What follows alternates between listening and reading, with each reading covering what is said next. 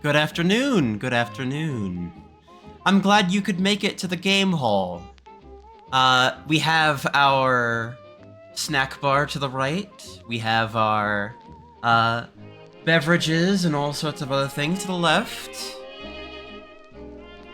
Plenty of seats today for the active game. Plenty of seats. Alright, we have a rather tight agenda for today. So, we have one player available today. Another player thought that they would have their day open and didn't, so none there, and another player just straight up didn't have their character ready in time for this, so it is a one-person session so far. Yeah, I'm glad. I worked really, really hard on getting this to happen. The fact that anything at all happened is a miracle. My regular tabletop game and another friend's thing has been stalled forever. Anything could happen. This is correct. Anything could happen.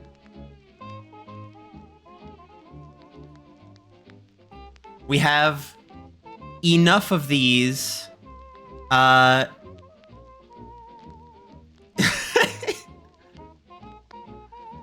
Awesome, yeah. Fucking... So... One of the players, as you can probably see, is already in the chat. The one that is joining us today is my good friend Palm, who does so much ridiculously good art. It's fantastic. It's just deeply, deeply fascinating. It is, like, one of the most interesting things to ever have anyone be interested in, like, a tabletop system.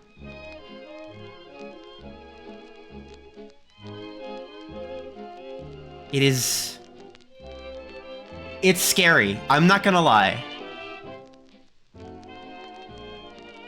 It's deeply scary.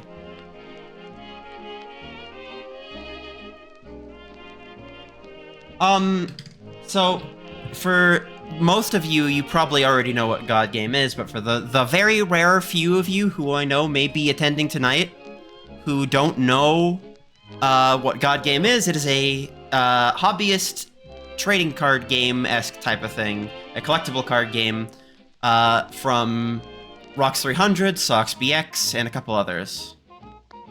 Also, Gino, yes, you're allowed in. You need to fill out your attribute panel. I was telling you this all last night. You need to fill out your character details. I have the link in there. Go do it. They made a baseball MMO? Yeah, of course. They made a few baseball MMOs. Which one? This doesn't narrow it down, unfortunately.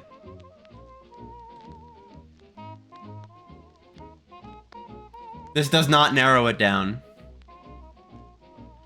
I mean, if you know anything about the history of this particular user at all,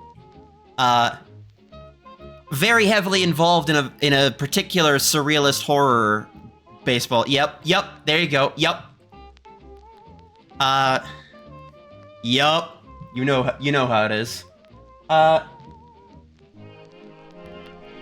There are a lot of things that we will be covering today. I'm going to be explaining how some of the game systems work as we go along. I am going to be talking about bits and pieces, but I prepared a small little narrative preamble for when we get the stream started. It was, like, paralyzing how much I had to try and get done. It was nice.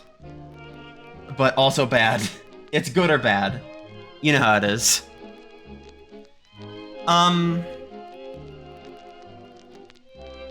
currently, as of right now, there are 26 potential player characters for Thoughtspire, which is a, like, mortifying prospect. Like, truly, honestly mortifying.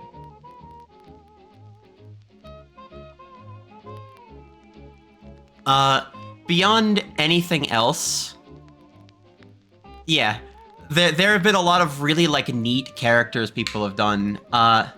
It's probably one of the first times I've put, like, a template for a card out there, and people have done, like, really interesting things with it. There's so many I could name right now. Fucking Libra, chat, fucking... Oh my god. The fucking fish character, I forget their name because I'm terrible with names, was, like, super cool. Yup. Ichor and Ink, thank you. Ichor and Ink was, like, awesome. It made me want to do a lot of, like, diving cards and things like that, so I'm preparing crawlers, because they all have flip effects, and I thought it would be fun to use diving as, like, a, instant activation type of thing. Like, the first time I've seen the community come together. I mean, Astral, were you there for God Game Forever? That was, like, my first time experiencing a lot of what God Game was really doing. God Game Forever was, like, the first one of those I ever saw, and that was, like, Havoc. In a good way. God Game Forever is the, first real thing that made me unbind control in tabletop sim. It's, like, evil. I'm glad it is. I really want Thoughtspire to be as accessible as possible. Oh yeah, the undo curse? Yup. Yup. Listen, if I'm doing anything like, for example, the tournament going on in Koo's chat since 420 last Easter, the fucking, God Game Forever set up, especially next year when... Not next year, that's this year now, oh god. The next God Game Forever thing, where arrangement is gonna likely be a part of the pack, and I'm gonna have to see some people, like, put in things I've never seen before along with the arrangement cards, and, like, be terrified about it. Yeah. You will learn Link monsters. You will. Don't worry. We have, plenty of implementations of these mechanics in Thoughtspire. Looking forward to non-TCG players having to learn pendulum summoning. It's so cool, though! I mean, beyond kind of the havoc that it did to Yu-Gi-Oh! In general, it was, like, one of objectively the coolest mechanics I've ever seen in a trading card game. Not subjectively, objectively.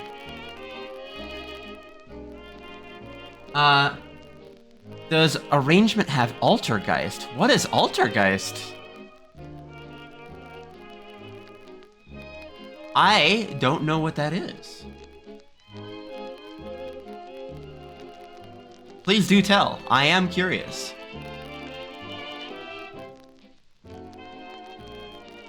So, another thing about this is that, today is an interesting one for me. We're winding up on the end of finals, and, I could not have more stress in my bones if I tried. It's like... I'm in a couple of things right now. I'm in a business class. I'm in game design class.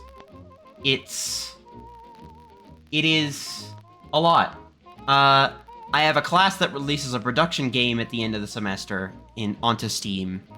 I have a patent that I'm working on. I have a couple of classes which I'm not very good at, but I was working with businesses and things like that. I got, like, a couple of things from the business I worked with, Basically, I'm 50% business classes, like 25% game design classes, and 25% other right now. And it's, coming to an end very quickly. It's a whole lot. Business Andy. Yup, that's me. A lot of people have filed in. It's 20 minutes early. We could wait just a brief moment longer. College stress Andy tells his art friends to calm down. Listen.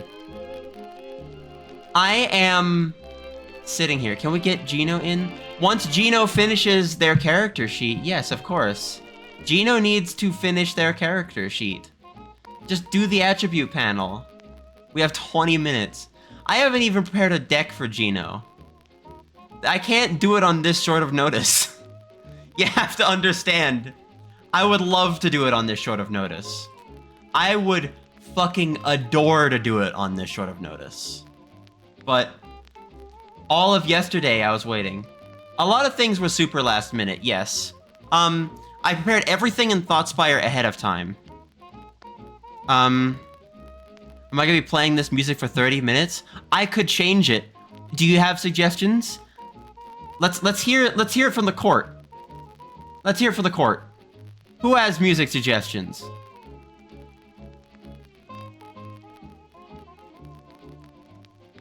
Cause I'm gonna keep playing this for a while. Put Koru on, Homestuck Cascade, something epic. Put your Koru on the phone. Yeah, you know what, fuck it. Media shares are on for 20 minutes. Let's do it. While we're waiting for things to happen, media shares are going on. Exclamation mark song request in the chat. I will turn media shares on. Here's Yu-Gi-Oh! Master Duel, by the way.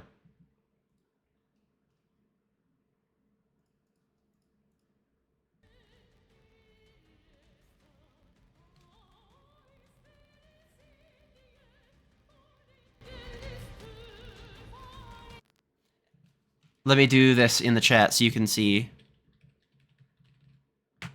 There you go. Song request and then a link, yes.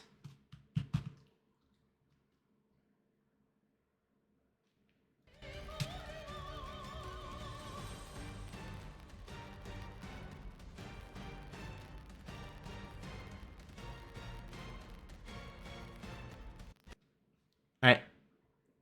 Oh my god, of course you're putting this on. Of course you're putting this on, out of all songs.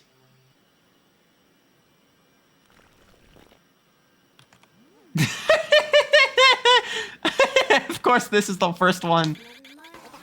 Clicks off stream to go to YouTube. Where do you think the audio is coming from, Starry? My good friend Starry?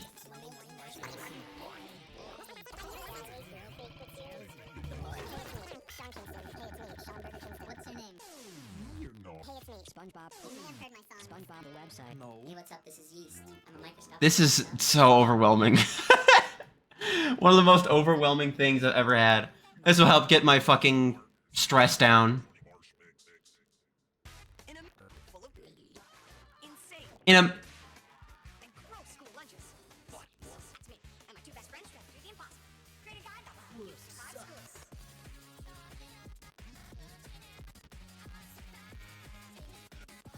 Muddy Martin's Monday Morning Marsh Mix. What? What is Nightmare?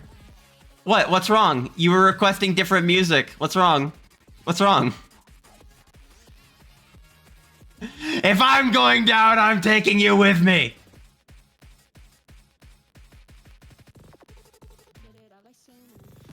I am not pulling you into the channel right now. No, Gino. Nuh-uh. I was asking you all last night to finish your character. I was asking you all last night.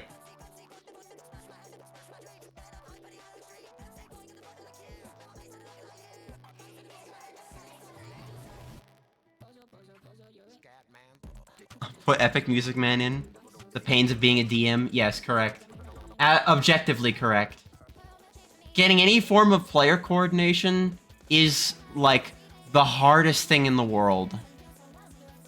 The whole thing I built with Thoughtspire is that it's supposed to be as a... I wouldn't even be ready for you if you did. Well, why would it be like... Why would I be ready for you now if you were preparing now? I was writing stuff up for Palm's new character, which you will be getting to see in a little bit. Last night. And just like... You know how you have those, like, music videos in your head whenever you're listening to a bunch of, stuff? Like, on YouTube or anywhere? That was basically my, like, internal thought process. It's, fucking awesome. I have so many ideas. We have, I think a booster pack for everyone. If anyone has made a character and it has slipped through the cracks that you have, like, not gotten a booster, I will find you. I will find you and get you a damn booster. I will find you.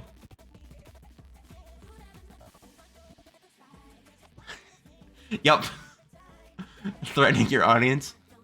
-2? What the fuck?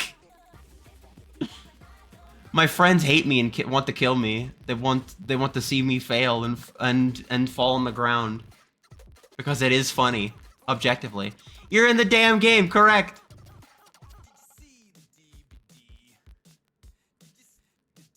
Let me get through the queue a little bit. Because as much as I love Muddy Martin's Monday Morning Marsh Mix, it is a 22-minute long video. New objective for Thoughtspire, kill the DM. That's the objective for all players that are, like, neutral or evil in a campaign. What is this? Oh, this is awesome. Someone got the fucking vibes right.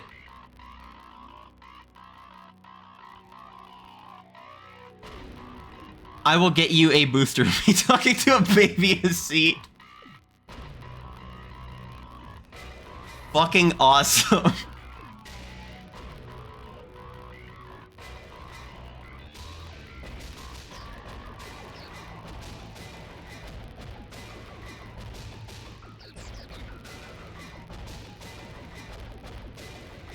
Objectively one of the coolest things I've ever seen.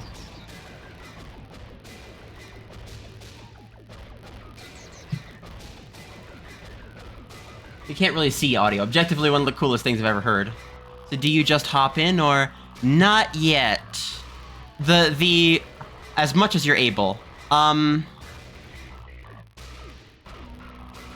goal is every single time that I stream this game, I'm gonna be having a particular party of people join in. This is not the only stream that will happen of this. Not by a long shot. We will be forming particular parties based on each individual person. I don't know why I was doing things in-game, you can't see it. We'll be forming stuff for each individual person. Basically, all of your characters will have their own wants and goals right now.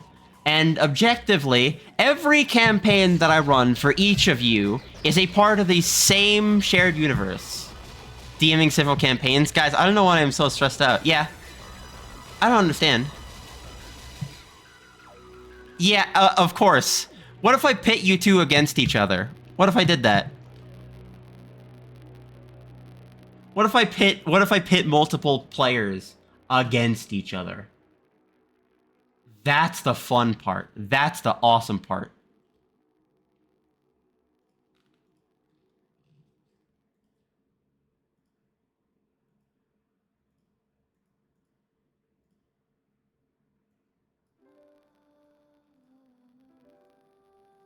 What is this? Are wants and goals something you set for yourself? Mostly column A, a little bit of column B. What happens is going to be based around the world itself, but everything else is going to be entirely player-driven.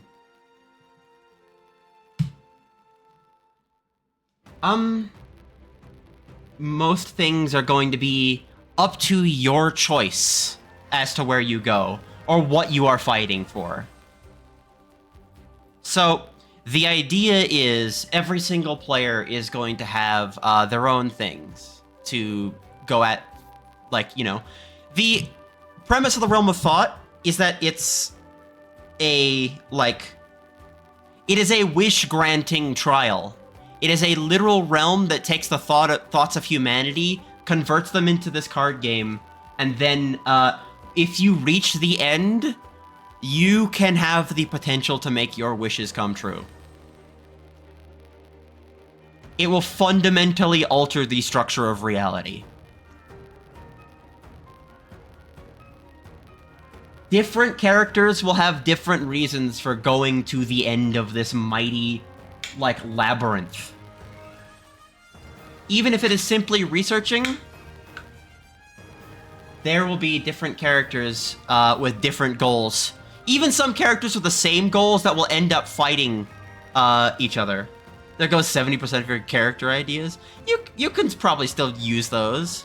I mean, it usually just depends. Quick question for those of you in chat. How many of you guys have watched a series of Yu-Gi-Oh? Just out of curiosity.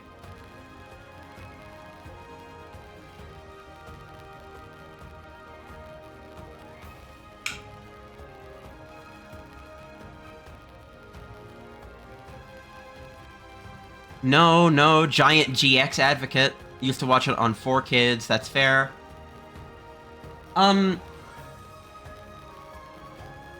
Just making another Yu-Gi-Oh! GX card? Yes, absolutely. I love those, by the way. I love that you also just make it the people and not just the cards from Yu-Gi-Oh!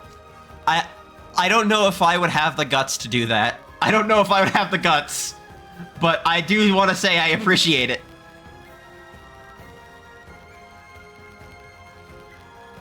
I'm always, like... I have had a hyperfixation on card games since I was a very, very little kid. Part of Zexal when you were younger. Zexal's interesting. So my series of choice right now is Yu-Gi-Oh! V-Rains. For a couple of obvious reasons. Yu-Gi-Oh! Prison Opening? What does that mean? Yeah, V-Rains is, like, excellent. V-Rains is a, like, very into the card game anime. There was a lot of, like, finagling that you had to do in, like, earlier Yu-Gi-Oh! Series, because it's, like, in the middle of the time when Duel Monsters wasn't really its own fleshed-out card game yet, and Konami was, like, thinking about what to do. Oh, fuck yes. Fuck yes. Alright. So, V-Rains is very card game accurate for a lot of things. There are some times when they get a lot of mistakes wrong, but they are mostly minor, not like a lot of the egregious stuff that happens in,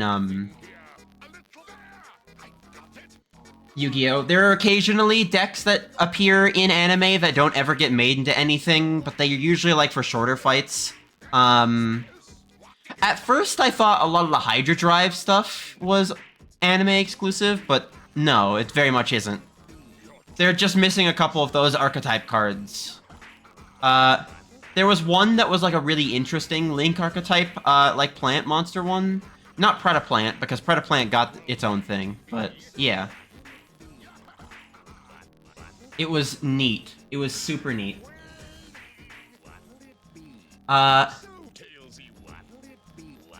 Didn't translate to any cards. Nothing. That's Mario.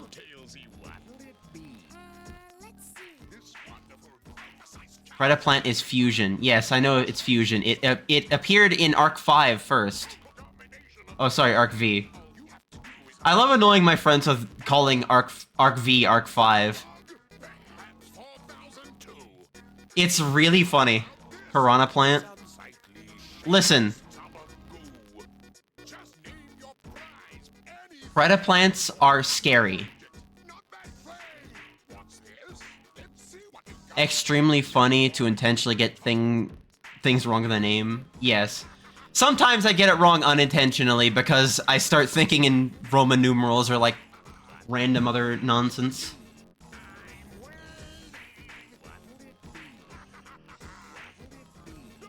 All right.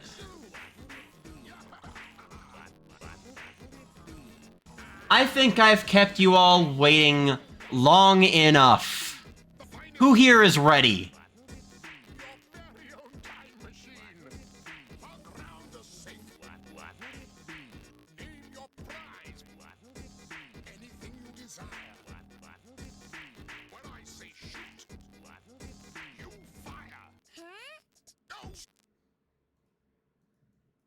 All right.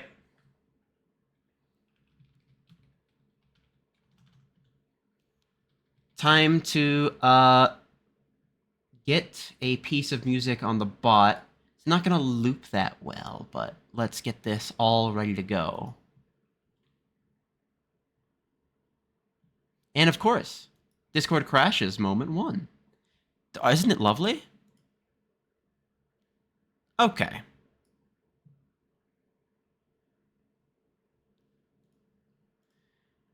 All right. I am very thankful I have an SSD, and that program will launch minutes of me reopening it. Let's do this. The only way to play is by playing, and the only way to begin is by beginning.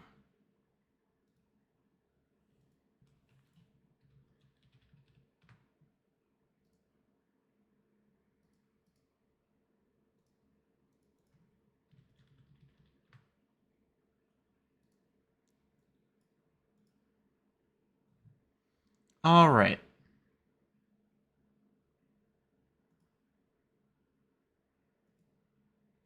Doesn't seem like it's actually outputting any audio, so I will just remute it and put it on the stream real quick. Okay.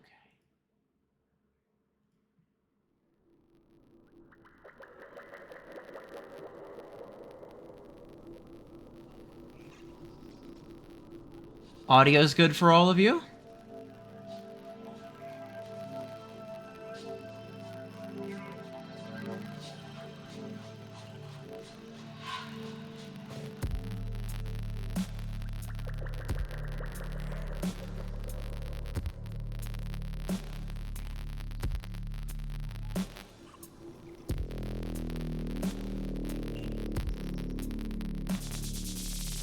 Then let's do our intro.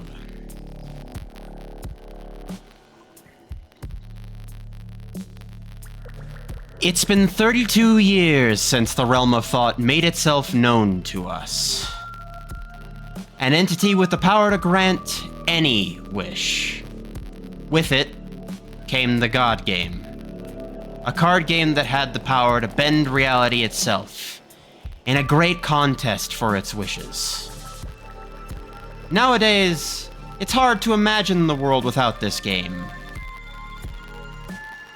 People built their lives and careers around it, made card shops, changed paths in life, to become duelists for sport, and to improve their lot in life. It's in this far-flung future that we cut to a rather dimly lit vehicle, occupied by a driver and 2 passengers. Faded streetlights roll by as the clack of minuscule gaps within the highway street rolls beneath the tires. And a particular displeased individual is about to make themselves known.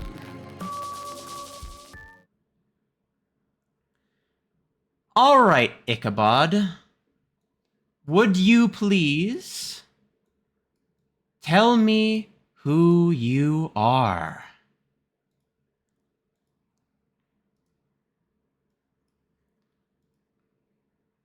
And of course it crashes immediately. Do you love it when stream crash? There we go. Stream crash. No, not stream, but Discord did. Discord's just being mean. Fail joke. It was going so well. Yeah, you're of course. Yep.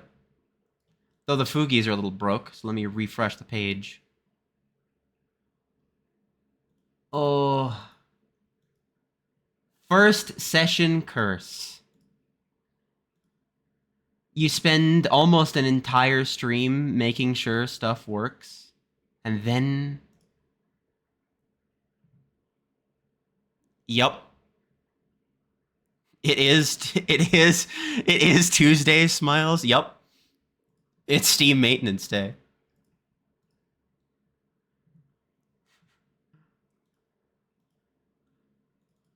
Yep, I'm alright. No, it's not. There we go. Fixed now. Alright. Music. Resume. Let's go for a different Koru track for this one.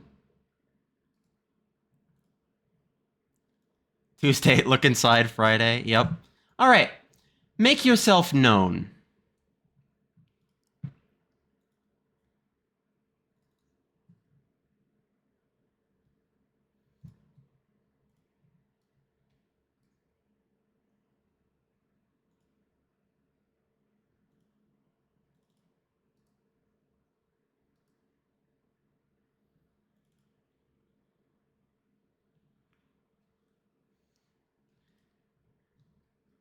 Fugi says I'm deafened. This is so awesome.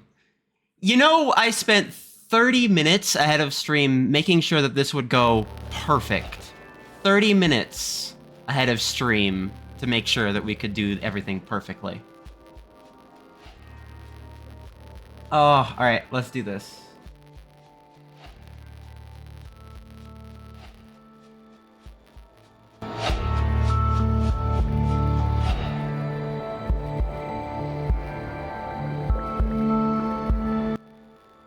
It is no longer picking things up.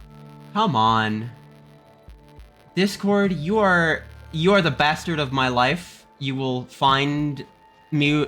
find me wanting when the day comes where I have to...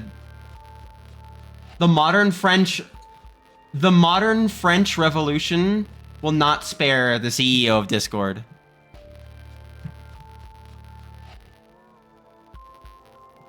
Alright. Yay, they work. Everything works. Everything works. Am I audible? Right. Hello, stream? Now you're audible. Alright, go for Hello, it. stream! Give me that fucking intro one more time. Anyways, people always say my name is Ichabod. It's Ichabod, pronounced Ichabod. I wish I didn't have to hammer this point home all the time, but I do. It's fine. It's whatever. You wouldn't really have to know my name. It's not that important anyways. Alright. Hello. The other figure in the car speaks up. Well, it is important for us to know. You were our top prospect a few years ago, before you straight up dropped off the map. Now, I'm glad that you have finally chosen to take the opportunity. Forgive me for a little bit of the passive-aggressive informality. My Don't name... worry, B. Seeing the same from me. Bringing up my past like that. You have no idea what I was going through. Perhaps. I don't think it's right to assume. But regardless, I am Dr. Wireframe. But you can just call me Wire. It would have been a pleasure. Wire. It is a rather exciting time for us all. The third great emergence is upon us. I'm sure you're aware.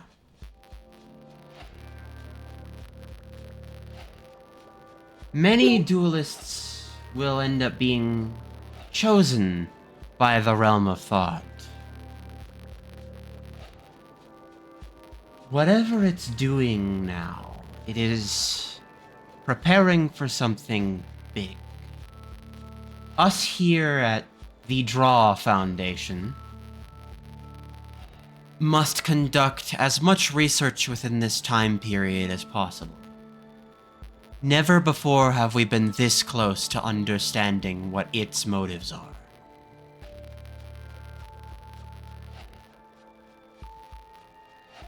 I have before you a piece of handmade machinery. As you also well know, not all duelists are chosen. They can also be made. In front of Wireframe sits a small little table with this wrist-mounted gauntlet. It's got a LCD panel on the front, a little deck-sized section in the back, a container on the inside, and the words emblazoned on the outside, God Gauntlet.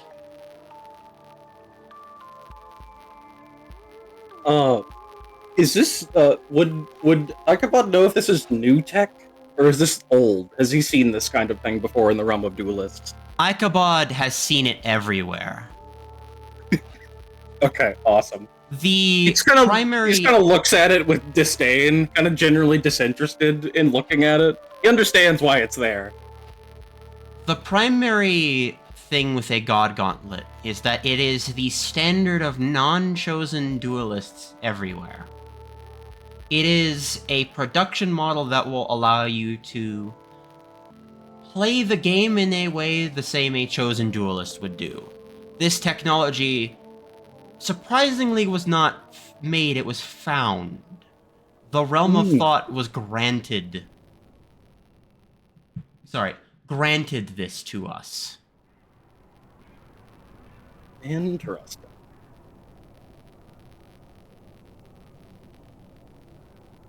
As with everything else, with it comes a booster.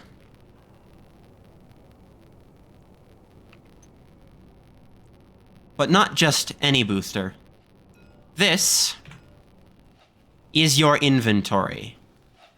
And for the rest of chat, let's show you exactly what's in it. A figurine for the map, which I will put in there. Your character card. A little duelist card here. Logged out, that's me. Your attribute panel, which slots the character card on top. Your deck, made of 12 cards, which you can peruse right now at your own pleasure to get familiarized with it. The buttons on the panels of the God Gauntlet, little displays for your current health, playing power, and the current capacity of your field. 3 standard slots. Let's assemble this right in front of your board so it'll make the most sense to you. Feel free to move things around as you see fit once everything is in place. But as for right now, here is where I will be leaving your field slots. Yep, that's fine.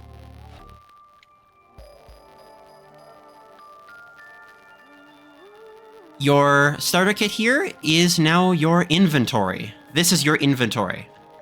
Oh, yes.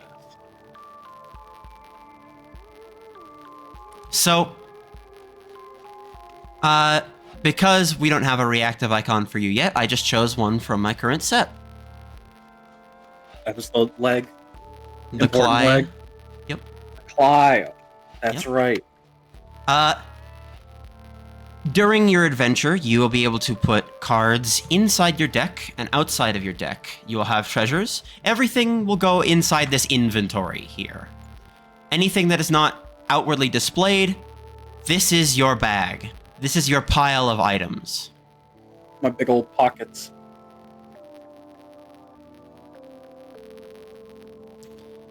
As you can currently see, we definitely did not have the ability to pull your training data in, sadly. So, I wouldn't be at surprised if least they scrapped it entirely after how I went out. you would be surprised. If we could have accessed the data, we could have just pulled it through. I'm told it is intact but inaccessible. Nonetheless, I'll find a way to adjust, I suppose. Do you know where we are headed? Do I know where we're headed? You do, actually. You're headed to a Where? place called the Spire. It was originally the biggest building in this city. Or rather, in the world. Which is why they named it so bluntly. But nowadays, it's a lot less impressive than it used to be. Everyone wanted to build buildings taller and bigger and larger, no matter what. So, what once was the crown jewel of this shining city is now more a tourist attraction than anything else. Up at the penthouse suite of this gigantic skyscraper is Draw headquarters. This tower houses so many different individuals. But out of everything else, the one people are always interested in is the research facility. As you two near the spire, almost like as if it was meant to be, the tower looms above you, just narrowly coming into view over a crested hill. This huge, almost Space Needle-esque building with this large rotary tower at the ceiling. The Draw logo is emblazoned on the outside in big, thick metal lettering.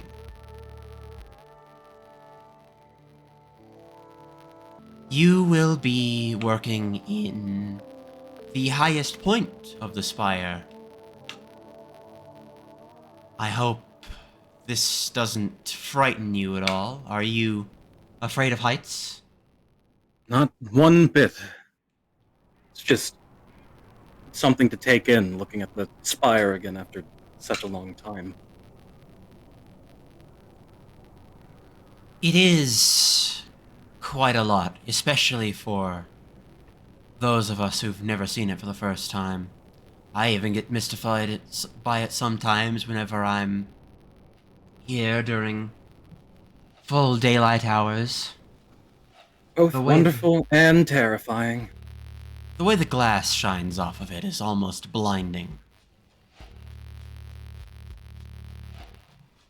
Next to the spire lies business buildings of all kinds, and a large, rather spacious stadium in which tournaments are held all the time. This place is some place you particularly detest. It is a large facility full of enormous contests for money. Things that people more vapid than you would compete for.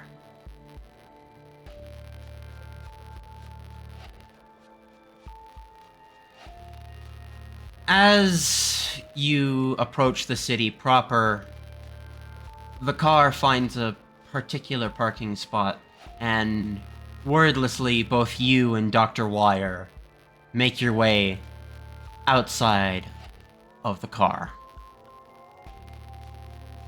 The elevator ride is sterile, calm. Thick, dull silver lines the inside of this elevator. It's fancy, if a bit banal. It's almost boring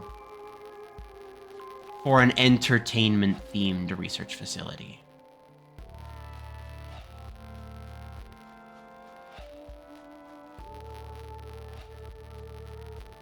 A few people exchange some knowing glances with you as you make your way in for the first time. Some excited, some very much less so.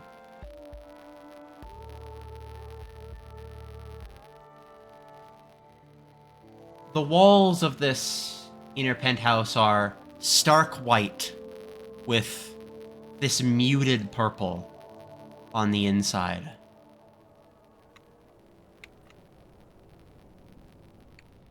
We will be quickly performing, I think, what is an aptitude test with the current state of the Realm of Thought. I'm not expecting you to get very far.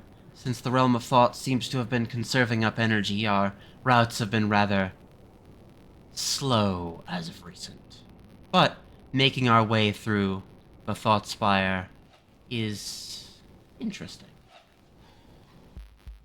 It's short this week, which means many strong trainers of all kinds, including our janitor recently, have made their way inside. Now, Very encouraging. do be aware that even what I said is not going to be an indicator of your current process. As with everything, you scored nearly perfect on the entrance exam, without even so much as trying. You are, as far as I'm concerned, already within our elite.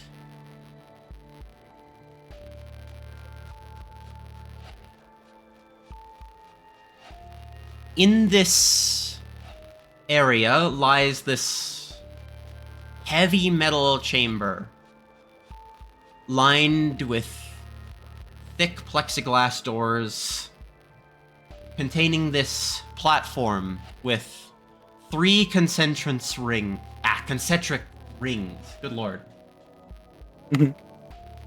on the inside, that stand vertically. It's almost like a Stargate. You can watch as this contraption rotates between symbols and sigils, caving in on itself like an armillary sphere.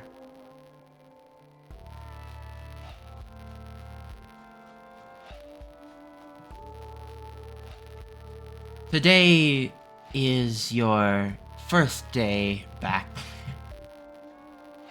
We should be targeting a rather unstable branch. It should bring you to areas of all kinds.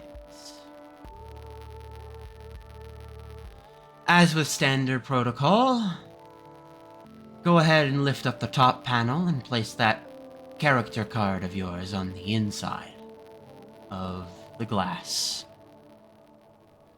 This should activate both your registry and your tether program. In the event that you are reduced to 0 HP, which can and will happen within the realm of thought, a tether will automatically activate and pull you out.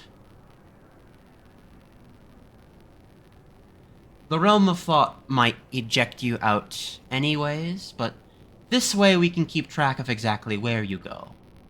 We don't want to be stranded in the ocean like some of the people who were in the second Great Emergence.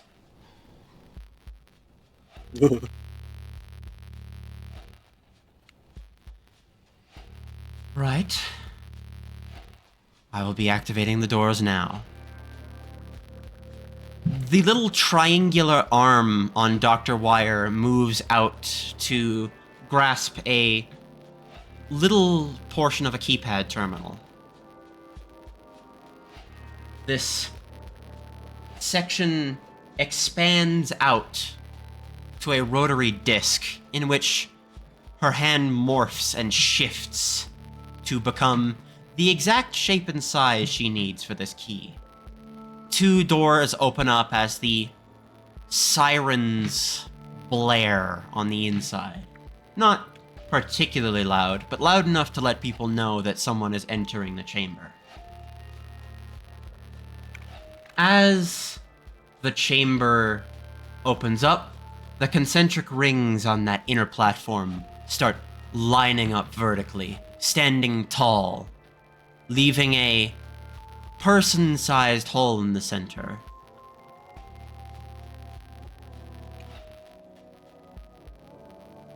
Go ahead and step within. As soon as you approach the active gate area, a portal should open for you. See you on the other side, I suppose. I will do as instructed and step in. We will be watching, no matter what. The door is shut behind you. He says, I'm certain you will. It's possibly blocked by the fucking glass. Hmm? Dr. Wire moves over to a series of panels and objects as this split within the center of the platform happens. This clean incision in space and time that expands out at its base to form a triangular gateway.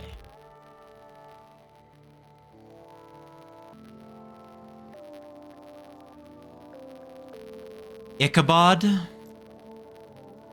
Ica? It's time for you to step in.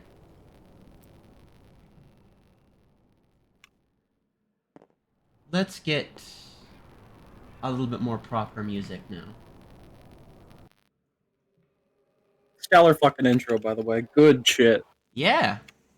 Good shit. Now that I can do a little bit less of this while I get the next section prepared, lots of good questions in the chat already. What's the first great emergence? Well, obviously when the Realm of Thought arrived.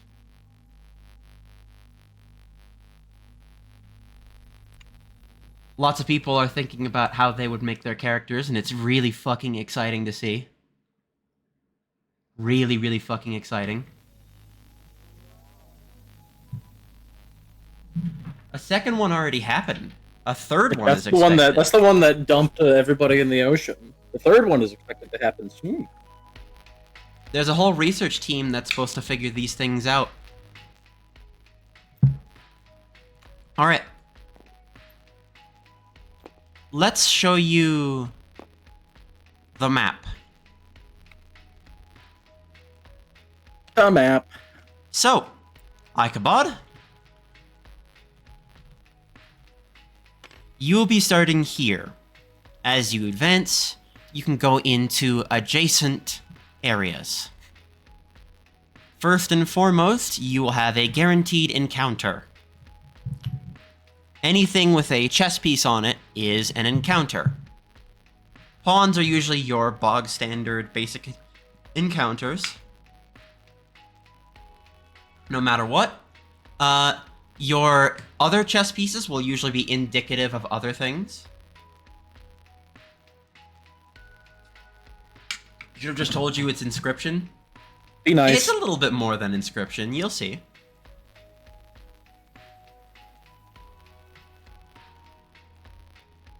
So, at the end of this track, you will fight a boss here. In between, you will get small little boons. Booster packs, treasures, currency, and perhaps other things. You will also have non-combat encounters called events, which are indicated by blank planets. Okay, okay. Very exciting. From now on, you will be using your attribute panel to roll for certain things, which will take d10s, up to a maximum of 10 d10s. These will be a majority of your dice. Feel free to color them how you'd want, but those are yours. Hell yeah. In terms of the way World of Darkness works, and the way, consequently, Thoughtspire works, whenever we roll for a check, we will be combining an attribute and a skill. For example, let's go ahead and create a situation right now as we're doing this. As you step into the realm of thought, it's almost tranquil, but you find yourself at the edge of a cliff. Jesus. It's almost a little bit much for you to react to.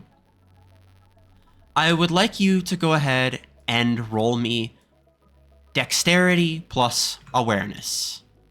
5 dice. Plus awareness. Really quick, is it... For you, do you agree that this is 0 through 9 or 1 through 10? We'll do 0 through 9. All right. I feel lucky. Difficulty is at 5 or above.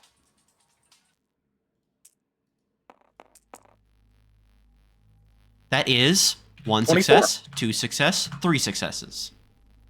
With 1 botch, which takes away from one of your successes, but that's still 2 successes. 2 successes. Nice. You are well familiar with this trickster realm, as it were. This little surge of unexpectancy doesn't faze you. You can already see where your next gate is going to be. Straight to your left is just a standard, normal gate. Another triangular portal, as you've seen before. Every single area in this realm of thought will lead you between gates. It is time for you to choose your next destination. Eye on the ball. Ichabod goes forward. You walk through the gate into what possibly could be your first real encounter. Let's grab the music I was looking forward to.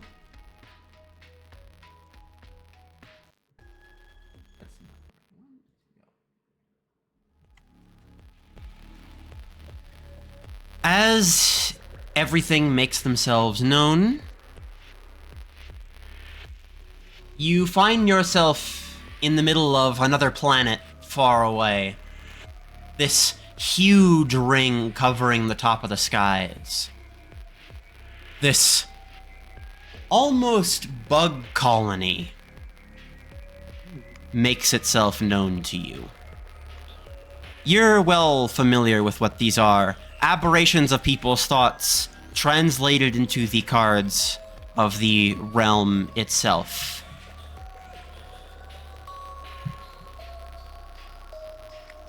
Beset by coherent foes.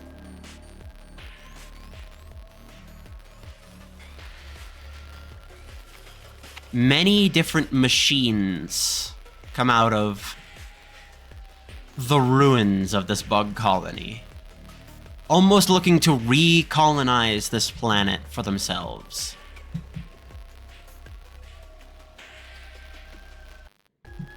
Let's get you this.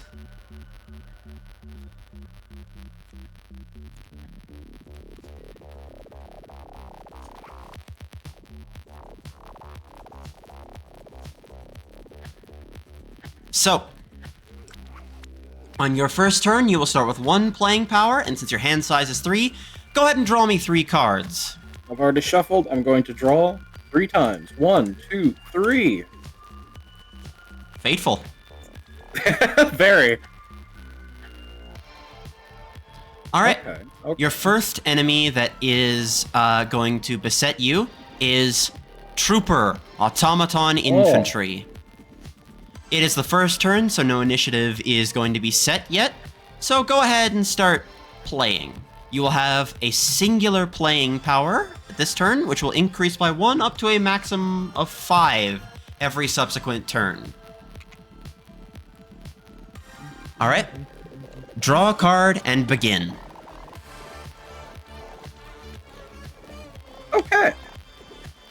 I am just gonna go ahead and play. Oh, tabletop sim. Don't crash on me. I'm gonna go ahead and play my weave in exhausted. That's how that works too. Okay, nice. And then that will be, I think, the end of your And playing that is my end of my turn. Yep, that's as much as I can do. The Trooper wakes up and is aiming to attack you through the center slot.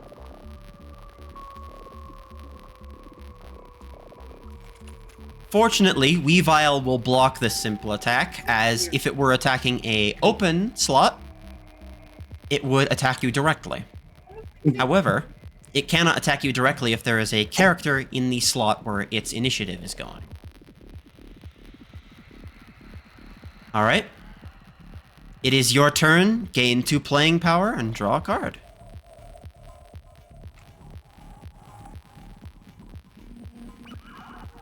Your Weavile on exhausts.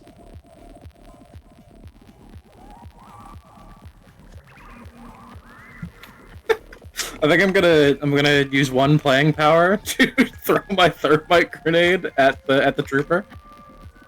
Thermite grenade is used. So, when a consumable is used, it will go into your discard. Mm-hmm. Discards cannot be shuffled back into the deck until you're, like, able to rest. A short or long rest will prevent you from shuffling your deck back in. And that Trooper Automaton Infantry is defeated. Hell yes. I'll use my last playing power to play Sneasel. Right. Sneasel has entered the fray. Alright. The reserve starts moving down. Another Trooper, Automaton Infantry, enters the front playing area. Unlike the first turn, it is, however, going to start attacking the slot in front of it. Also, as you would attack with one of your cards, you will take counterattack damage. Which means, once Weavile actually attacks the Trooper, Weavile will get 1 less health. Sneasel would die if attacking the Trooper. Very true. Alright. It's your turn. 3 playing power and a card. Come on, right click where You don't actually have to use all of your playing power in a turn, by the way.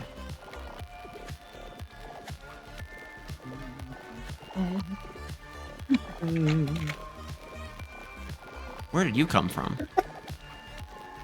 Oh yeah, you came from the deck. Okay, so when this card comes out, is it exhausted cards still do their battle cry? Yeah, of course. Battle cry is literally just on play effects. Who do you want to give enraged? I'll give enraged to Weavile. Alright. Weavile now has 20 attack. Very nice. So I'm going to attack the Trooper with Weavile. It does waste the playing power, unfortunately. Yep. Unless you have a specific treasure that will, basically, like, preserve your playing power, it all goes to waste. Mm-hmm. You can also spend playing power to draw a card. I see. Okay. Alright. I guess because I'll use my last playing power to draw a card. Awesome. And then you can act with your active characters that does not cost playing power. Also, because you have a taunt card in your field, the initiative now goes to Noizard for the attack. Very nice. Perfect. What happens if you run out of cards? You just simply can't play anything. And that's Scary. bad. Yeah, that's bad. You lose because you can't play anymore. Yep. Alright, what are you going to do? My attack still goes through. Yep. That was my final declaration. Trooper is dead. Hell Weavile yes. is exhausted and takes 1 counterattack damage. Yep. Alright. It is now the encounter turn. As they advance, Commissar, Automaton Infantry, approaches. Who is going to attack the taunt card.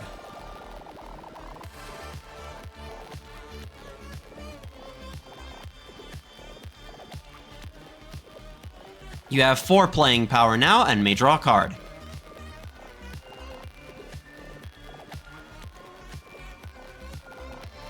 Okay. Unexhaust that.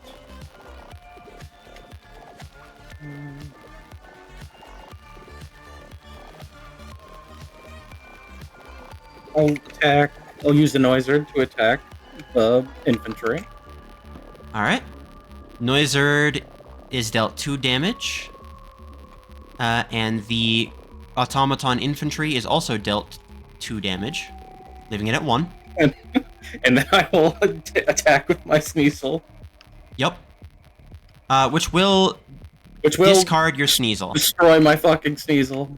Goodbye, my poor thing. One note in particular, cards that stay alive at the end of encounters are not discarded, are instead shuffled back into the deck.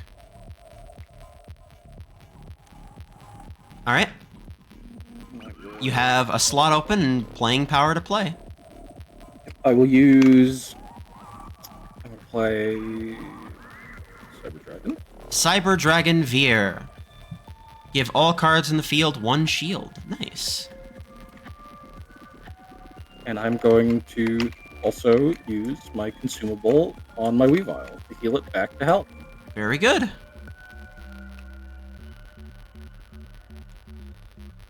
And I will end my turn. Alright. The encounter brings out the Brawler, Automaton Infantry.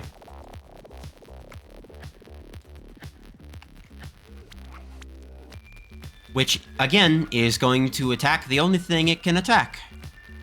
Noizard.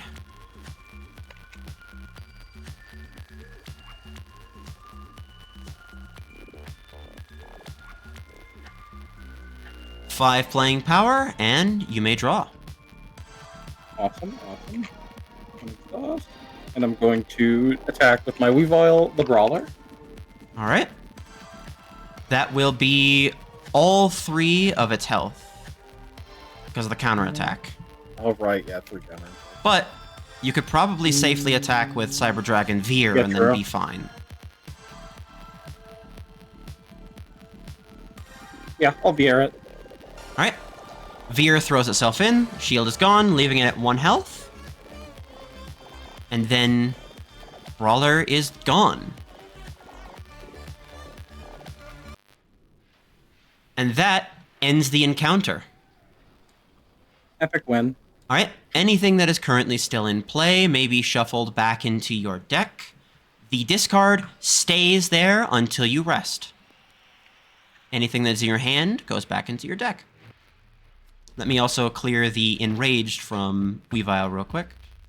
Yep. Take my cards and do what you will. It's not a permanent status modification, so Yep. I can clear it. There you go. Alright. And there's your deck. There we go. How's Ichabod feeling after their first real encounter in a long while? I feel fine. It's like scratching old wounds. Kind of cathartic, but not really. Where would you like to go from here? I'm very excited to see what treasures are all about. So I will Alright. advance forth to the treasure.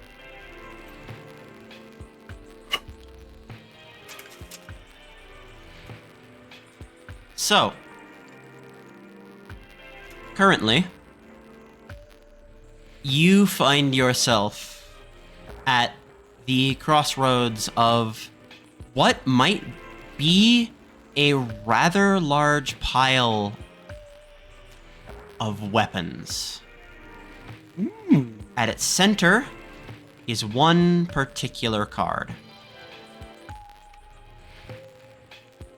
Go ahead and flip it over for me. Ooh. It is currently over your current capacity, but you can always take it with you. I will put that into my inventory. Oh, there we go. You have more places to move on in the map. Where would you like to go next? Let's step on an event tile, why don't we? Delving further into this pile of weapons, you can find yourself in the midst of quite a few items there. Would you like to make any checks to see what you can find out about it? Of course. Let's look around a little. Poke around a little.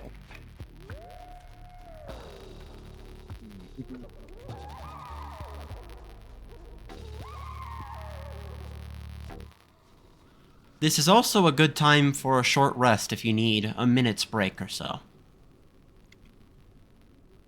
And the short rest does not restore discarded cards. That's long rest, right? It does restore discarded cards. Oh, okay. I would definitely like to take a short rest then. For safes. Let's... This. I need... I make a cavern in the pile of weapons. You are going to try and just dive straight into this pile of weapons. Yes! All right. I'm making my igloo out of these weapons. I will blend in with them. You will blend in with the weapons. That's a very highly dangerous thing that you're doing. You know what I'm gonna do for you? Mm-hmm.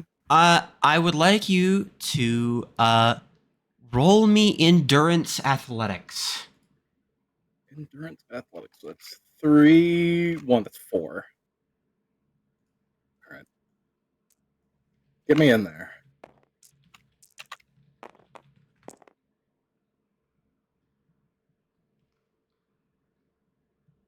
Not terrible. Could have gone worse.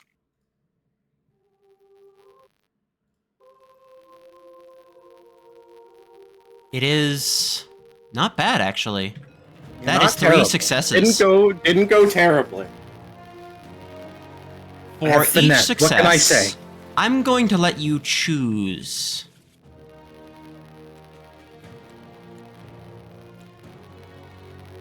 Chat.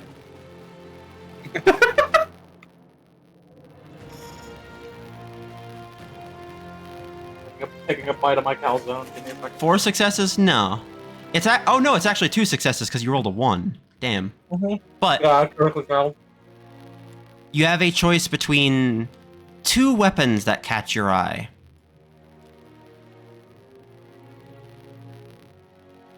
The 4-Koma Ninpoto and Aegislash.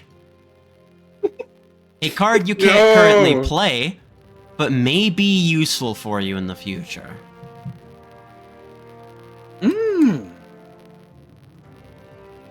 I'll take the Aegislash. Alright. I'll hold on to it. Inventory for you. The sleeping Pokemon observes you as you hold it. Gauges you. Sizes you up. And decides to come with. Glad to see that I'm worthy. I don't know if it thinks that. But you definitely know it wants to come see what's next. You have more areas to go. Let's Get a booster? Sure. Let's booster it out. More cards can always only be good. More cards means I get to stay alive longer. Find a booster. Go ahead and open it. Let's open it up. All right. Should I spread this out? Yep. Ooh. So here are the cards that you got. Scorpion, Grineer Soldier. Crewman, Corpus Crewman. Dragonfly Drone, Vespic Proxy. Enforcer, Demon. And Orokin Catalyst.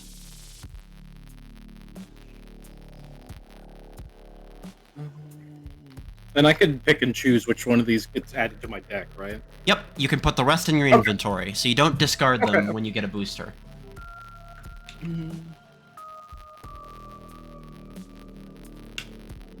If there's something explicitly anti-synergistic, but you still want to keep it, you just put it in your inventory.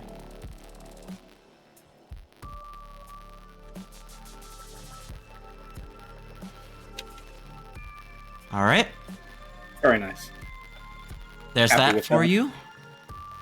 Now, right up here, you can choose the Rook or the Knight. I love horses. Alright, it's horse time. Horse time. Horse style.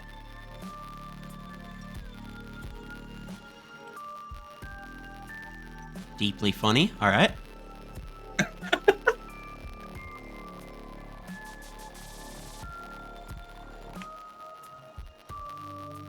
Alright, let's see.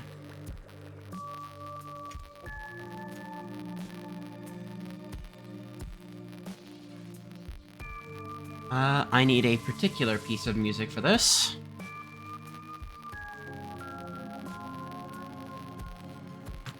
You find yourself at the bottom of what you can only describe as a pillar.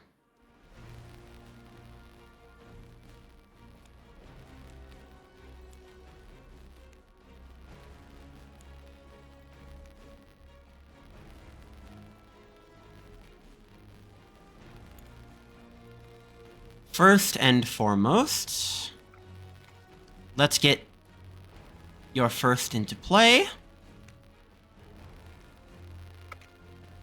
1 playing power to start. First enemy is Roller Grineer Proxy. Alright, I draw 3. Which will inflict Confused. Let me go grab that for you, just so you know exactly what it does.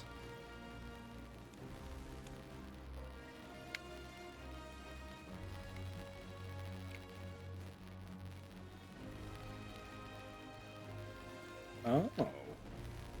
Interesting.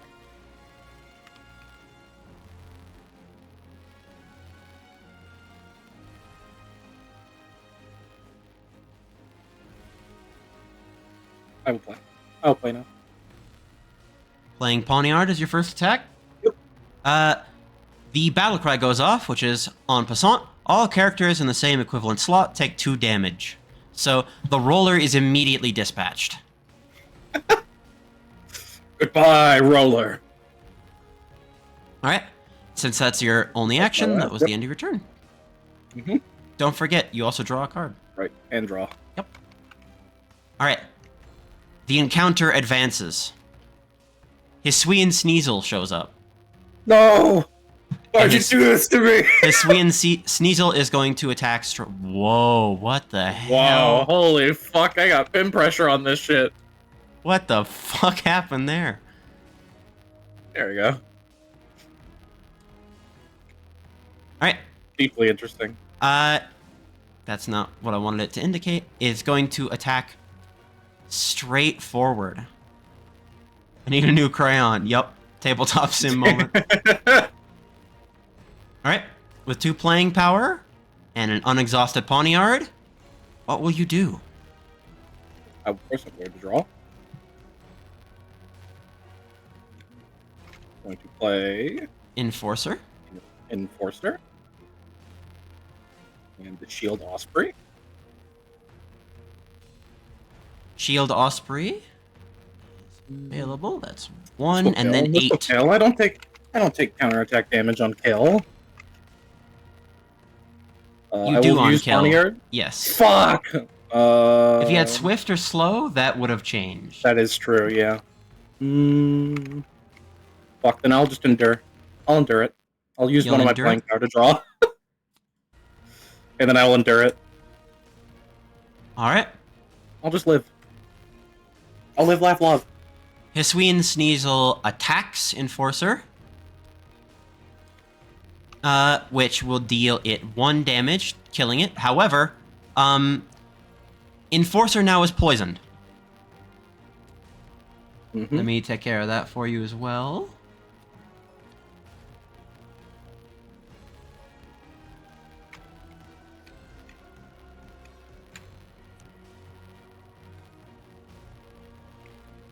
Poison.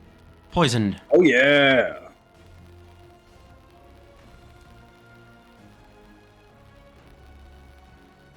Very nice. Very nice. Alright. The encounter advances. Zoe Kirchner and Roller Sentry roll up. Yay. Alright. The Death Rattle in this case would not activate because it's an encounter, but that is a 5-3 on the field. Jesus. Alright. And both of these have range, so they will not be taking counterattack damage when they attack. It is now your turn. You have 3 playing power, and you may draw a card.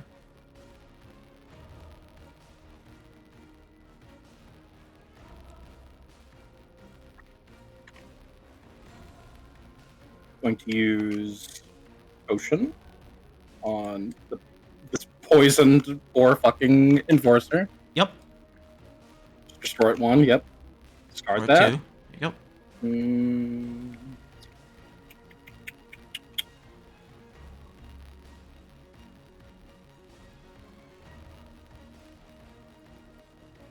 What the fucking range? The Quasar Cannon on Poniard. Alright. Why Let's not? give that card a counter.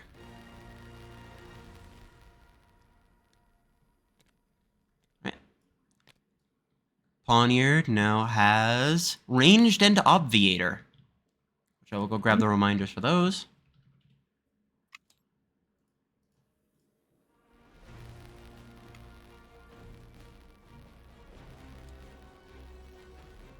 As long as you have a counter on that machine, it is going to give you power. Ranged is just you don't take counterattack, which is self-explanatory. Obviator, less so. I will take the Enforcer and I will attack the Roller Sentry. Alright. You will use Enforcer to attack the Roller Sentry. Yep. Alright. Deals 1 counterattack, but dies. So that goes down to 6. Oh, right. I didn't even announce initiative. It would have just been the same forward slot anyway. We're going simple. Okay, and I'm going to use the Shield Osprey to give shield to Poniard and the Enforcer. Alright. That will be 1 shield for each of them, including Shield Osprey.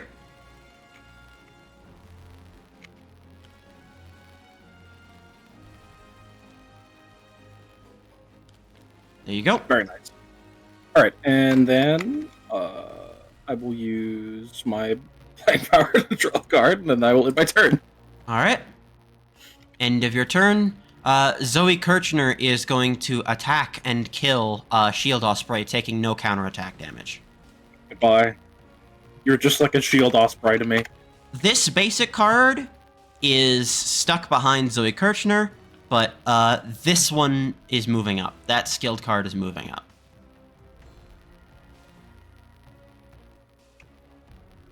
Alright. Same initiative as last time, just attacking straight forward, aiming for your health. It's your turn. Alright. That's, what, 4 or 5? Draw a card. I'm counting. I'm definitely counting.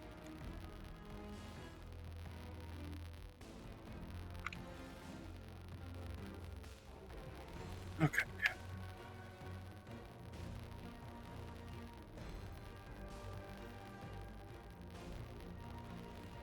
Put Noisert in play. I want to give Enrage for the demon, which I should definitely be take 1 damage for poison. Enrage will just bring that up to 4 damage, but it is a good Yep. set of damage nonetheless. Yep. Right. And then Don't I forget, will attack. also, we should be flipping for a coin real quick. I almost forgot that. In fact, I did, I think. Oh.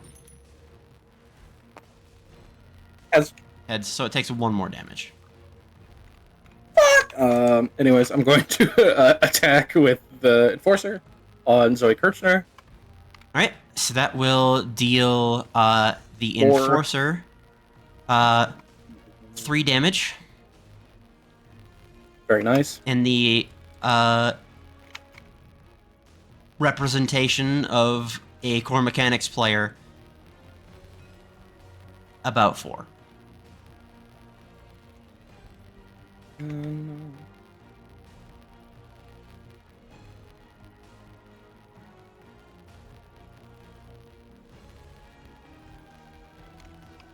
You can still act with Poniard, you can draw a card, you can play more. I'll draw, and only my turn. Alright. Okay. One more thing, by the way. You are over your hand size at the end of your turn. Take one of yours and shuffle it back into the deck. That is, yep, 3 hand. Okay. Zoe is going to take a swing at Noizard, which will be, Swiftly dead killed. Noizard. Yes, a dead Noizard. That is a dead Noizard. Oh, that is the decomposing body of a Noizard. Yep. Jolene Willowtree will make her way forward. 3-5 with ranged and power. Who will, instead, now that the taunt card is gone, not that it would have mattered since they had power, now that the taunt card is gone, is going to attack the Enforcer.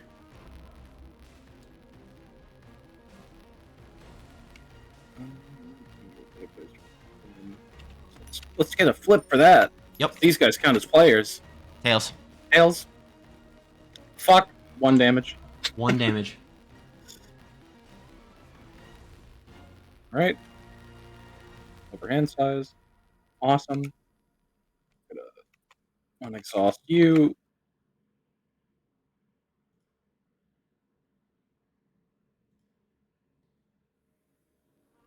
Go. Fuck. I forgot to keep adding counters to Quasar Cannon. Oh well. Joker's trick. He cackles. The Joker's trick. The Joker's trick. I'm going to put Servant in. Servant is in. Servant is in. 1. So we'll take 2 damage if you're attacking straight ahead.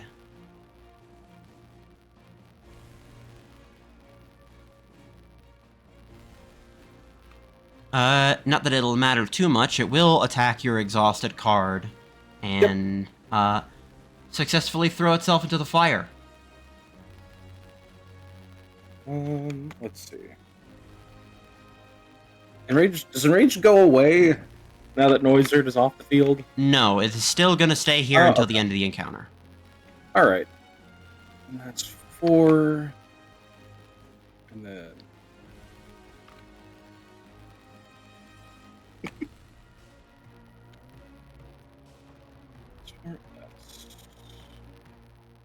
Just trying to make sure I don't kill so many cards in my hand. Probably be able to take a rest after this. Who gaff? Who gaff? Who gaff? 4, 3. So I'll use the Enforcer to attack Jolene Willowtree. Alright. Jolene will take a swift and merciful death. However, so will Enforcer. Goodbye, Enforcer. Let me clear those status conditions off before we forget. That Enforcer is just like an Enforcer to me. Yep. And then I will take. And I will. Let's see. Shield 2 HP.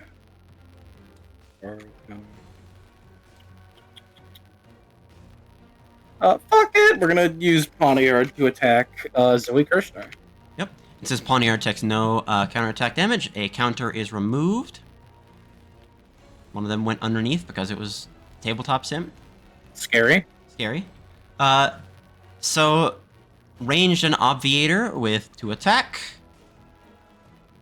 would mean that Zoe Kirchner loses her last health, and then that is a blank field.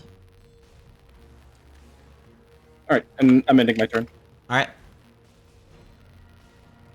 The last one, Gia Holbrook, comes into play. I've got to go grab 2d4. Okay. That is going to be a 4-3. Alright.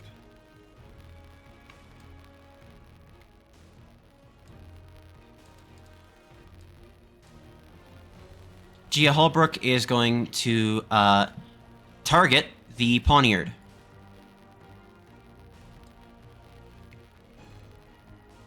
It is your turn. Okay. I'm going to unexhaust Weavile. Sorry, I'm going to draw first. Unexhaust Weavile. Play Oracle Catalyst on Weavile. Yep, that brings it up to 8 attack. And then I'm going to use Weavile to attack Gia Holbrook. I'm so sorry. Alright. Weavile is killed, but so is Gia Holbrook. And that is the end of the encounter. 6 cards in your exhausted zone. Alright. And while you're picking the next place to go on your map, I will take a brief stretch break. I recommend all of you in chat do as well. I'm going to eat my fucking calzone. We will be back in just a little bit.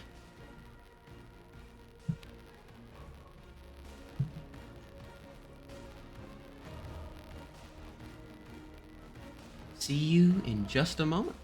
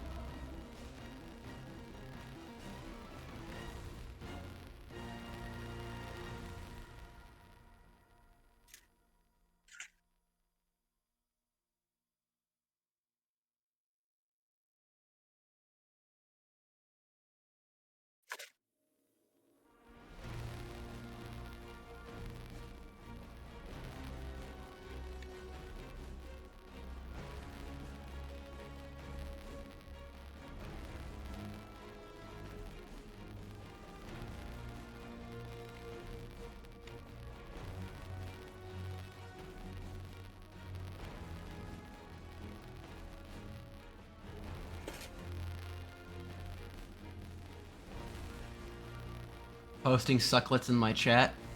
How dare you? How dare you? You are the greatest person of all time.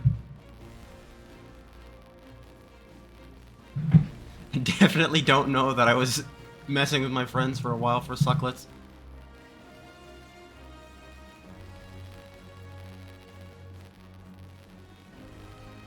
Let's prepare a wall of music.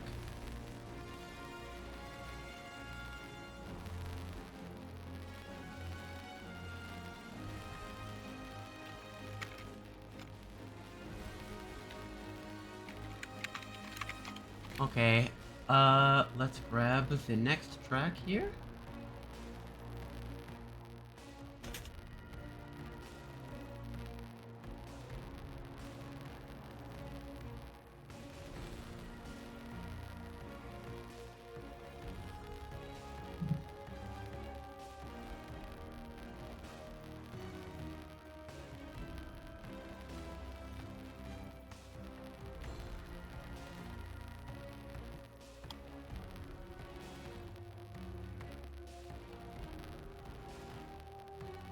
I hope everyone is enjoying. I've been having fun. I hope you all are enjoying. Fuck yes. Alright. Dude, fuck yes. Grab this now, and let us resume.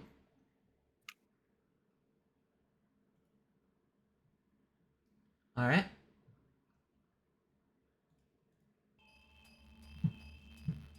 Where would you like to go next? The currency area. Alright. So, as of right now, you have defeated more than your fair share of aberrant thought forms from the realm of thought.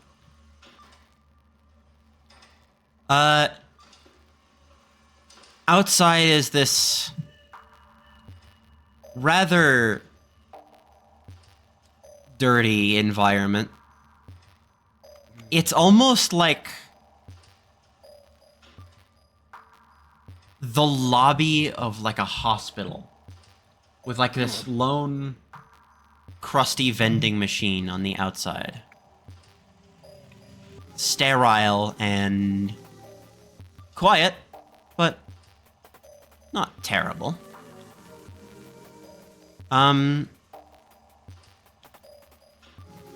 It is asking for you to feed it a card.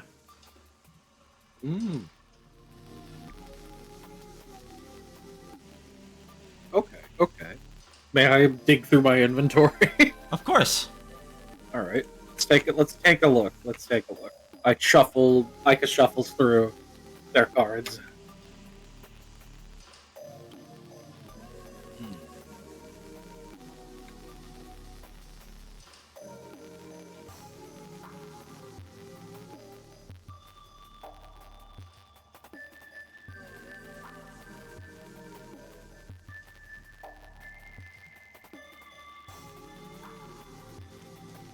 I just got this one.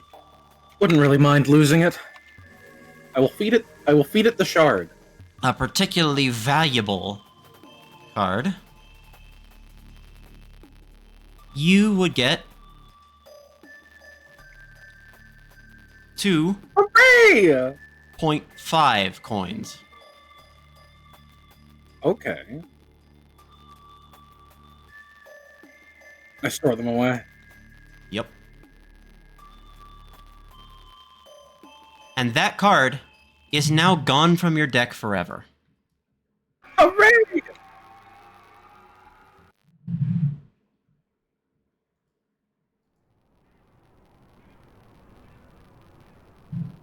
Alright. The vending machine promptly loses all power as the realm around you goes dim and another gateway opens up. Not much, but it'll have to do. Your only path is forward. Let's see some events. Deep on the inside of this area is almost this vacuous space. Containing what you can only presume to be an elevator. I say presume very carefully.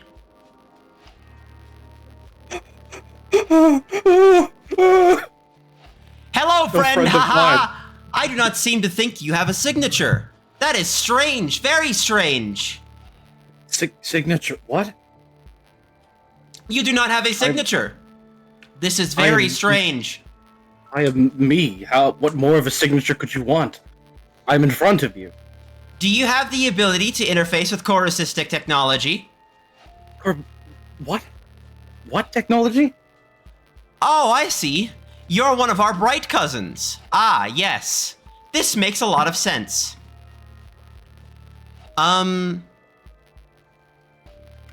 It is time for you to see what's going on. Would you like to go ahead and give me a roll of your choice to try and determine what you're going to do? A roll of my choice. I'll Describe take what a you're going fucking to do. intelligence. I wanna get a good like look at this thing. Like obviously I'm on a moving platform, but I want to see if I can figure out anything about it by simply looking around. You could do intelligence. You could do basically whatever combination of skill that you think would work best. I'll take my int and investigation. Intelligence investigation. You are going to see if you have any like full-on details that you can spot. 6 die. 0 to 9. Success rate is on 5 or higher. Ooh. No crit fails. That's new. No crit fails, which is good. 3, There's 8. 4, 8, 6, 6, and 9. 4 successes. This is another one of those situations where either the realm of thought has taken you to what you assume to be an alien planet or something made by a very different kind of entity than you. It is asking for a signature from what you can assume to be either like a key card or biological. Something about this whole situation tells you that they are one in the same. You don't really know where you are.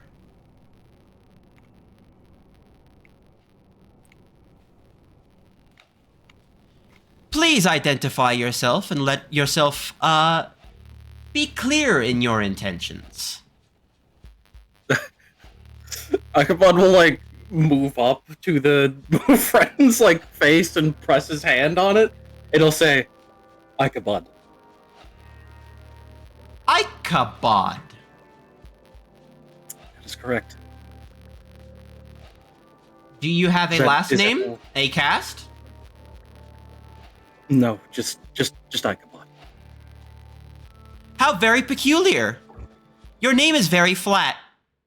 As you've said, I'm one of those bright cousins. Ah, yes, that makes a lot of sense. I do not know enough about the Bright Cousins. Usually they cannot survive in this elevator, so it is very weird that you are here, ha? Very, very weird. Your Cora's cystic technology does wonders for us now. As you know, I'm sure. I do not understand, but I will assume that you understand, so it is okay.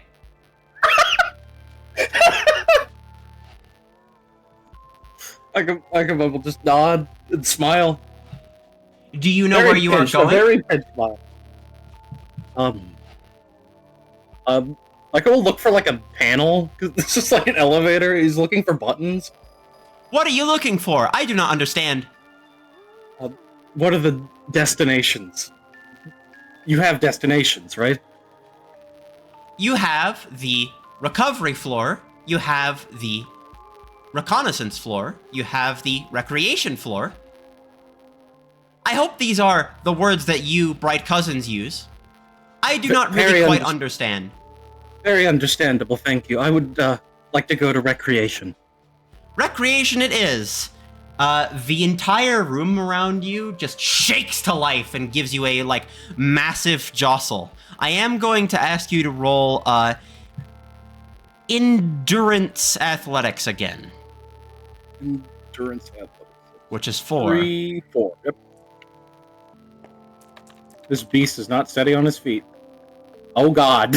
1 crit fail, and, 1 success. No successes. No successes. Your back legs sort of crumple inwards as the sudden jolt of the elevator knocks you to the floor. This thing isn't just, like, moving smoothly and linearly. It is crawling up and down these floors. There are physical moments where you can feel the, like, tube, shaft, vein, whatever this thing is in, bump against the edges of the move friend.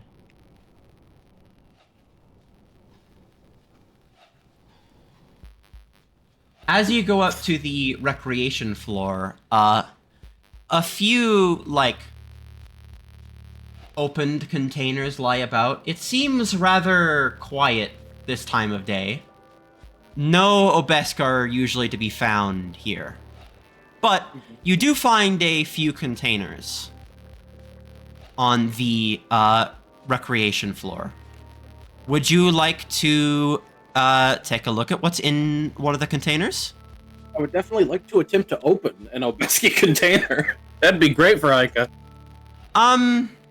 It's like somewhat open. You can see this like substance suspended in this like strange metal jelly on the inside. He will attempt to like pry it open with his bare hands. Gonna scoop that jelly away. I want you to go ahead and give me strength brawl. Alright, that's 2. And pass. Yay! And you did it. It's not an easy feat for you. It takes a lot of effort to pry this container open, especially because its legs are crawling around the floor. This big pink jelly is flailing and begging for you not to open it. But as you open its inner container, you find a restorative cyst. Yum! I will put that into my deck immediately. All right. And as you do Stuff so, patiently waiting at the end of the bar, gestures this strange geometric golem towards your next gate, as if it almost knew you were going to be here. A strange symbol etched across its faceplate, similar to the ones in the back of your card slots. If I may, I would like to like kick up a spot at the bar and take a short rest. Yep, that's fair enough. That'll be your last short rest for the session. Yep. All right. Let me poke around my inventory really quick. I can add cards from my inventory to my deck on short rests, right? Yes, of course you can. You can add it into your inventory on short rests, I believe. Okay. Actually, hold on. I'm gonna check one more time. Just because Just I in wrote case down the damn rules for this, I might as well make sure I use my written rules. I've got 15 cards. It ain't too much of a bummer for me if I can't. It's not too bad. You can edit your deck, yes. Okay. I will just poke around my deck really quick. While you take a moment to do that, I'm gonna grab something from here.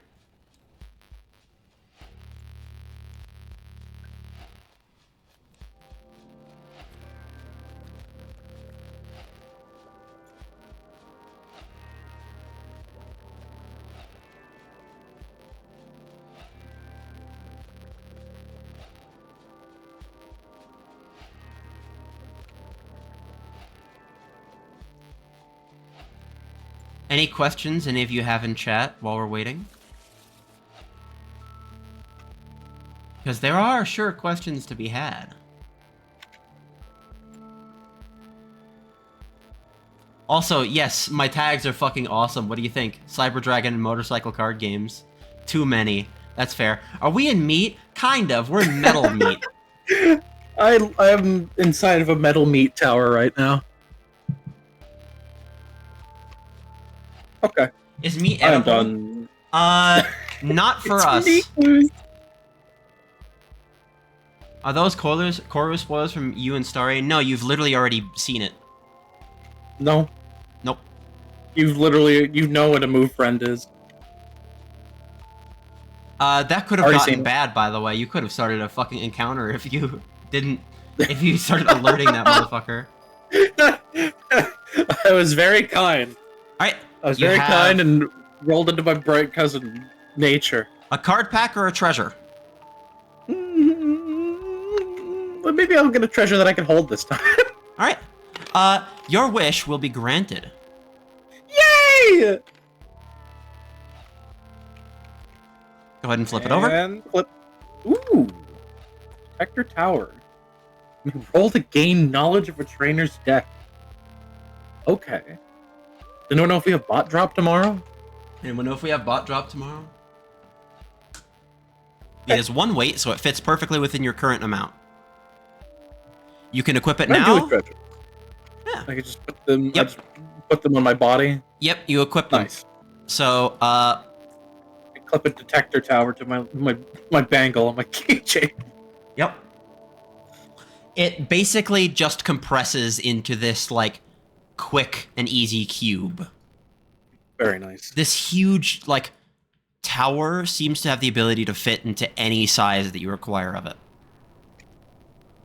It's a type of meat. It's a type of nut. Alright. Oh boy, oh boy. Only Final oh God. area. Only one way to go. Let me get takes that fateful step forward.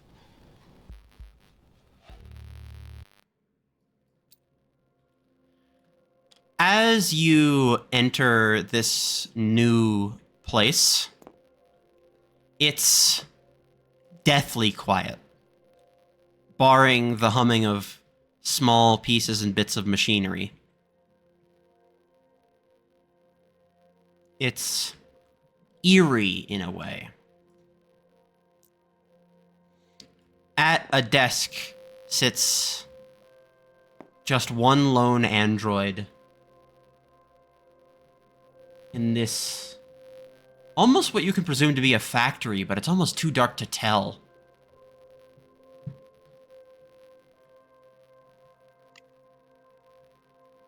The android you think has noticed you, but is saying nothing. I do a cool stealth roll out of the way. What are you gonna use to do that? Well, let's say maybe Dex and Dex stealth? Dex stealth, yeah. We'll just do 3. Dex stealth. Let's roll out its line of sight and see if see if it acknowledges our presence.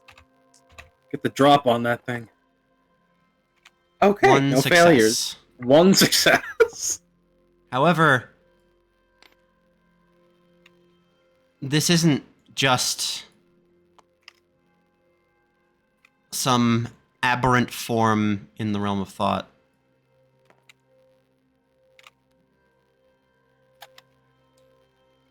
This is very much a conscious being. Where did... Hang on, something's weird here. I don't know where the attribute panel I saved it was. I'll find it. 1 sec.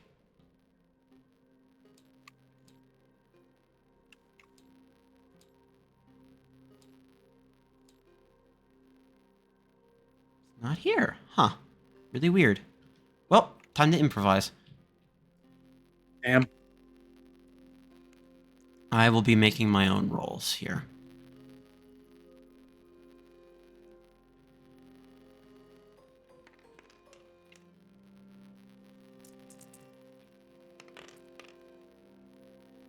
Huh. You're pretty sure it doesn't see you.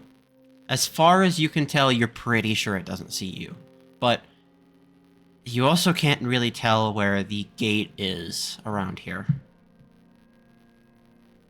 Hmm.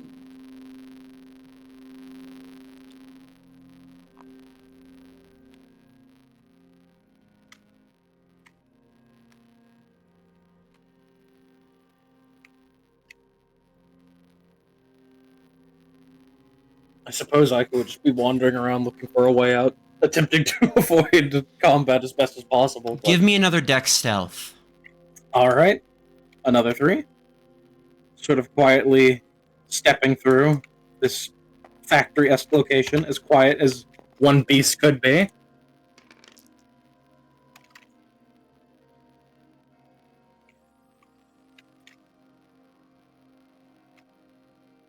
No botches, because we're going 0 to 9, but that is 2 successes. You're still quiet. This area seems like it's full of terminals and the like. Lots of them.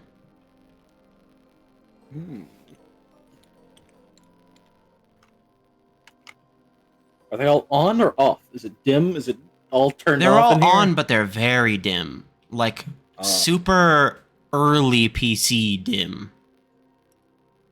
Out of curiosity, I could walk up to the terminal and try and decipher if it's saying anything meaningful that could kind of give them a clue to where and when they are. Why don't you give me a wits technology? All right, let's text. That's 3 and 2.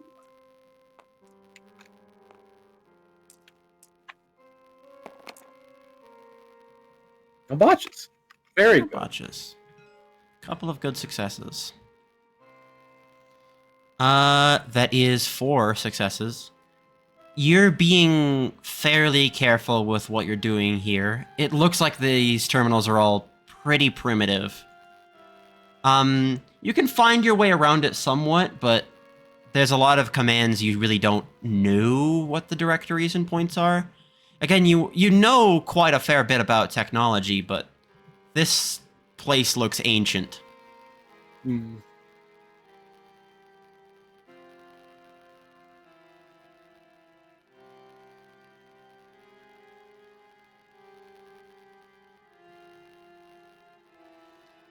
It's showing you a few readouts of what you can only really like assume to be around the time of the first arrival of the Realm of Thought. Ooh. Do you want to keep digging? Just a little. If I could come back with anything noteworthy on his first expedition, first expedition back, that would be certainly something under his belt. Give me another Oh, look. dexterity stealth. So that's just 3. Ancient loud keyboard. Okay. Not great. Not great indeed, only 1 success. As you are typing through your keyboard, you're doing pretty good. And then you kind of like hit enter, almost like slam on it fancifully, instinctually. And behind you, you hear just a small shuffling from the table.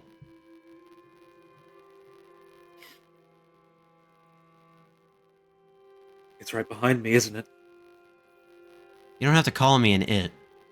I work at the same building you do.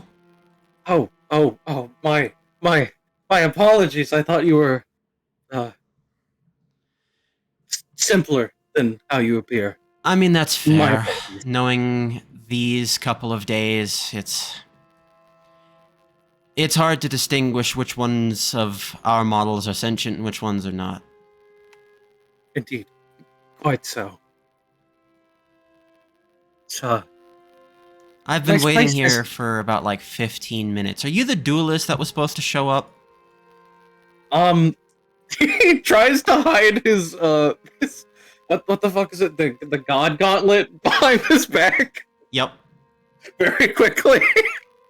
Let's see, I what can I want you to give me you for that? composure persuasion. Okay. That's 1.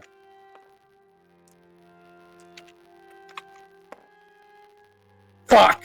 It's very clear you're not hiding anything. The shock and embarrassment of being right in front of everything else sort of gives you away before you've even made the attempt to hide the gauntlet. Right. You're the, oh yeah, that prodigy from, like, second... No, it's, like, way after. Okay. Yeah, no, you're that prodigy they hired today. How?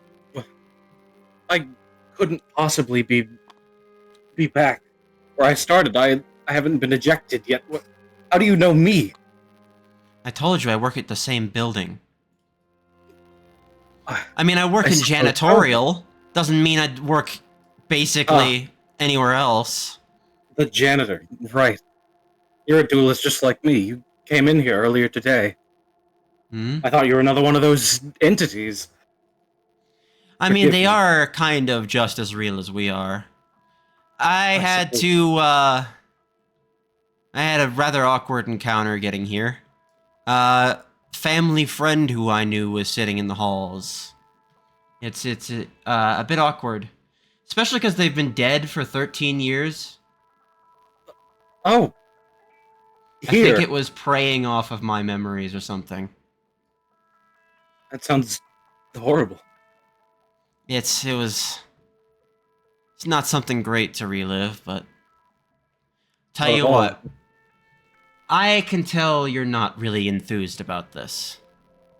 You know, after storming off and basically doing what you did the first time, I'm not gonna go ahead and keep you for as long as I possibly can. But what I can tell you is that really the only way either of us are gonna get what we want is by dueling. We're free to make our own decisions. Do you really and truly want to do this?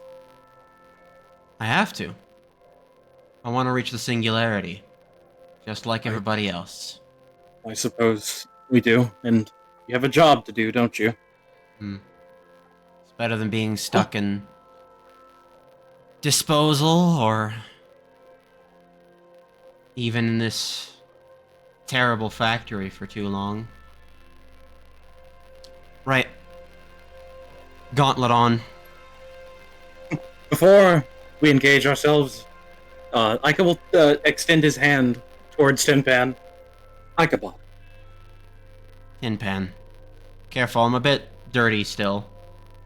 It's all, I would it's like all- you to go ahead and take a give sip. me, composure etiquette. That is 4.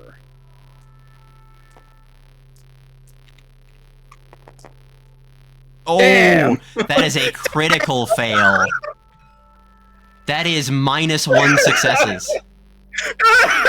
As you extend your hand forward, you sort of notice early up in the front that there is like oil or gunk or something on Tin Pan's hands.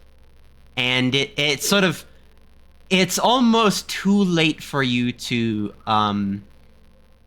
pull back as Tin Pan locks you in this almost death grip of a handshake with this terrible grit on the end of their extended forearm paws, their mechanical paws. This will be terrible handshake number 2. You remember Shell? Yes, I do. Between I was waiting for this the whole time. every time I tried to go for a handshake, I get fucked. This is no Dan Townsend, but it's terrible. Yeah, excuse me for a minute, and then a similar detector tower to your own rises.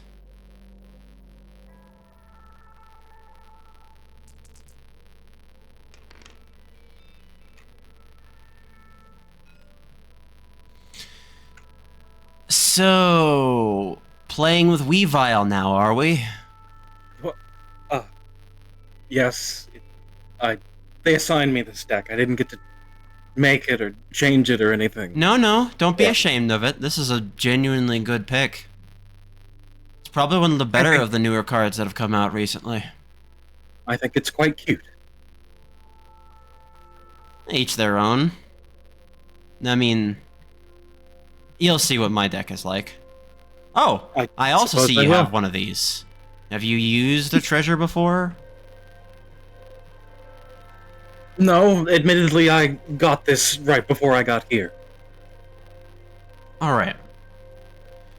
First and foremost, you'll want to go ahead and just invoke it.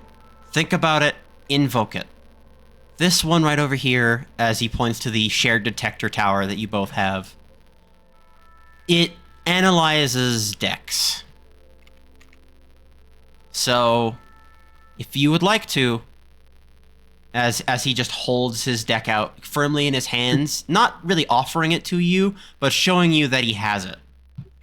Go give it a read. I will attempt to use the detector tower. What roll do I give you for that? Intelligence investigation. All right, so that's 4-2. Which should give you a fairly good chance. I know. My luck is Jesus fucking Christ. Well, you got one success.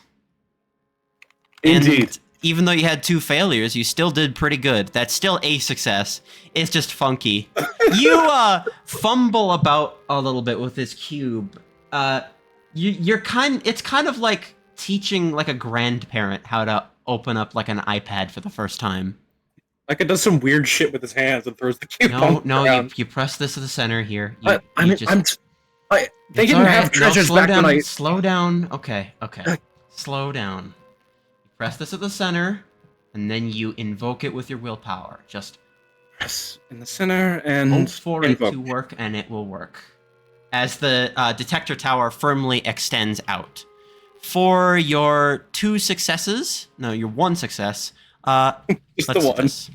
Just one. Let's give you... Oh, that's not a great set of cards to look at, but here are the cards that you get to see from this deck. Very, very informative.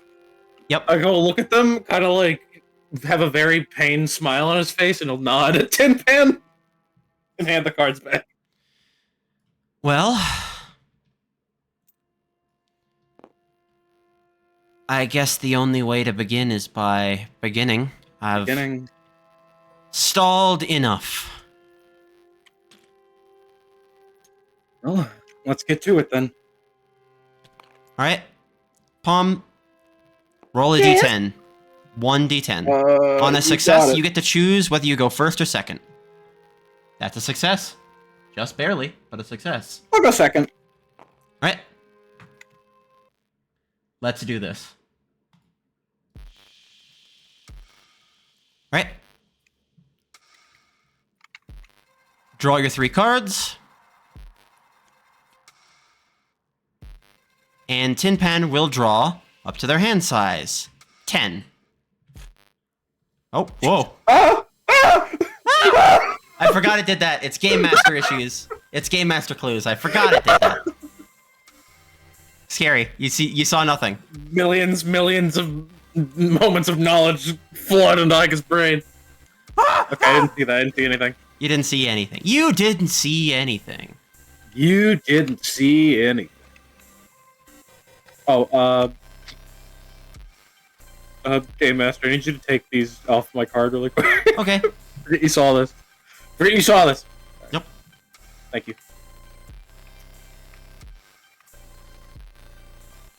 Oh, actually, I could do... oh, no, I can't do it myself. I can only delete all of them. Gulp. Alright. They have 5 slots, 2 prism slots, which can accept any card type, and 3 regular slots. The slots are kind of gay. I dig it. Yep.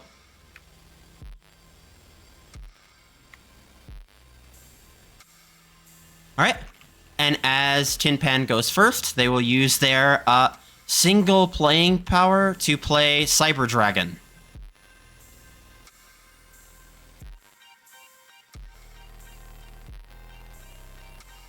And that will be the end of their turn. Okay. I am going to draw. I'm going to play on ear. Which will deal 2 damage to Cyber Dragon. It's exhausted, and that'll be all I can do. Yep. As for Uberbot, this is technically first and second, by the way. It is now Tin Pan's turn again. Cyber Dragon unexhausts. Much like a regular battle, trainers do not need initiative. They can straight up just swing at your cards. Also, Professor's Research, which will cause me to draw 2 cards. Anytime a visitor appears, it's just draw cards, or do the effect.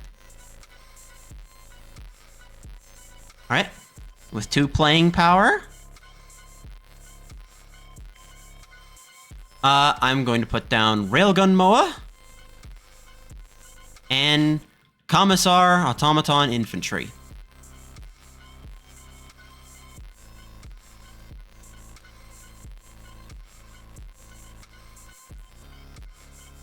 Railgun Moa also starts off with Armored, so it gains 1 shield. Alright. Cyber Dragon is going to swing directly at you. Oh my god.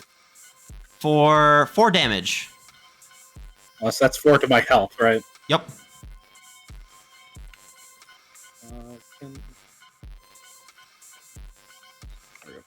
Alright, and that will be the end of Tin Pan's turn. Alright. Start of my turn. I have a question about these restorative cysts. Yes. This is just healing health, not giving health, right?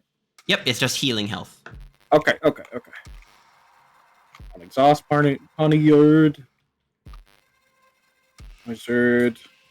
Going to give Battle enraged cry for taunt, by the way. Poniard. You might want to save Noizard early. Or, you know what? I can just let you misplay. I will. Alright. Certainly I will. Enraged goes on to either Noizard or Poniard. Which one? We'll put enraged on a Poniard. Alright. Poniard now deals 8 damage. Hell yes.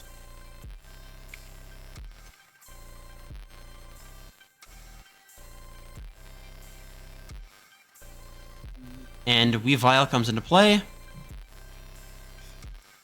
That's 2. Yep. Enraged can't attack directly, by the way, but it can attack cards in the field. Yep.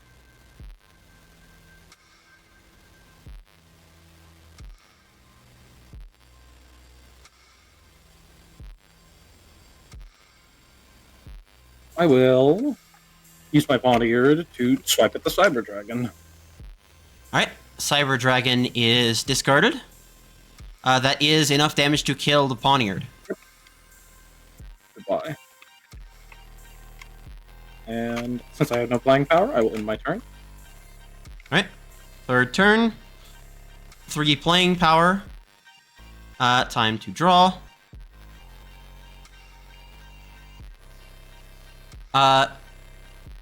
Going to expend 1 playing power to use Squib Draw and destroy the Commissar on the field. Which will allow me to draw 2 cards.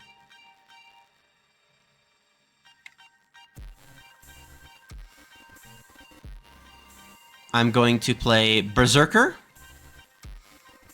Compound Infantry. Like a truck berserker.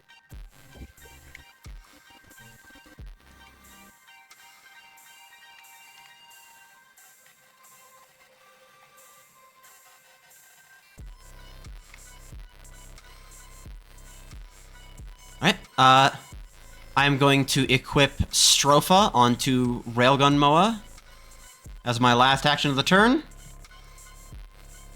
Photographer and Archivist, both, but Archivist just has an upper layer to the track, basically. Ranged and armored on this one, with Stropha.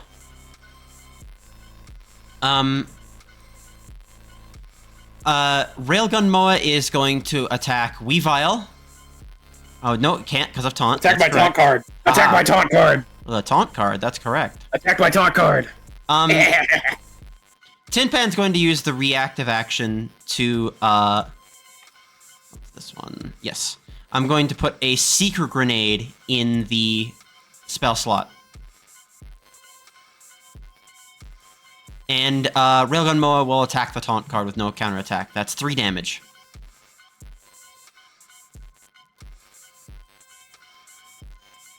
Alright, it is now your turn again. 3 or 4 playing power? 4. No, 3, sorry. 4, alright. And 3 and draw. And exhaust. Dang. Damn. Damn.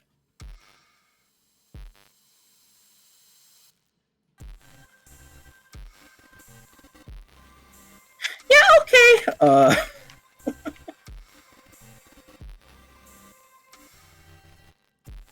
I'll use my Weavile to attack your Railgun Moa. Alright. Weavile deals 5 damage, which does kill the Railgun Moa and remove the Stropha from play. Okay, very nice. Going to use my playing power to draw and end my turn. Alright. Hand size limit. Don't forget to shuffle one back into your deck. All right. Yep.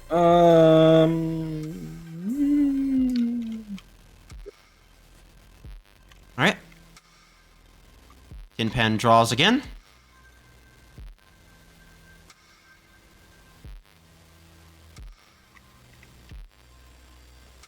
Alright. Start of the 4th turn, so there's 4 playing power in play. Cyber Dragon Dry comes out into the field.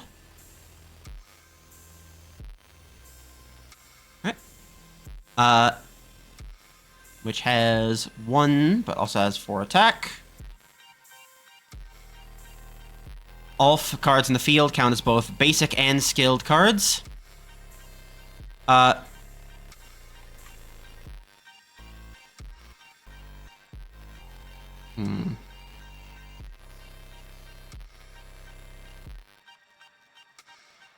Tin Pan is going to play red card. Oh. Just shuffle your hand back into your deck and then draw 3. Okay. That's a reactive action. I want to use my scavenge supplies on Noiser. Do it. So I'll do that. Consumable +3. 1, 2, 3. Yep. And then discard, and then I will take my cards and I will shuffle them. And draw 2 now, right? 3. You had 3. 3. Yep. Alright. Very good. Alright. Okay.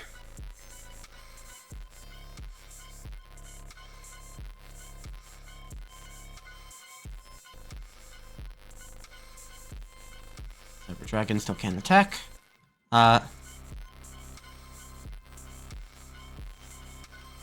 Berserker is going to equip the Sod on. And Cyber Dragon Dry is going to equip Wave Shot.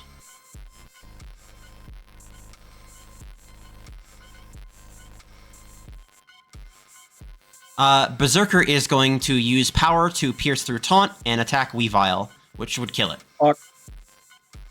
Fuck! And that is the end of that turn. It is now your turn. Okay, I'm going to send out Enforcer, which will take, what, 4 damage from the grenade? Yep. Or is that... 4 damage from the grenade. So now... Oh!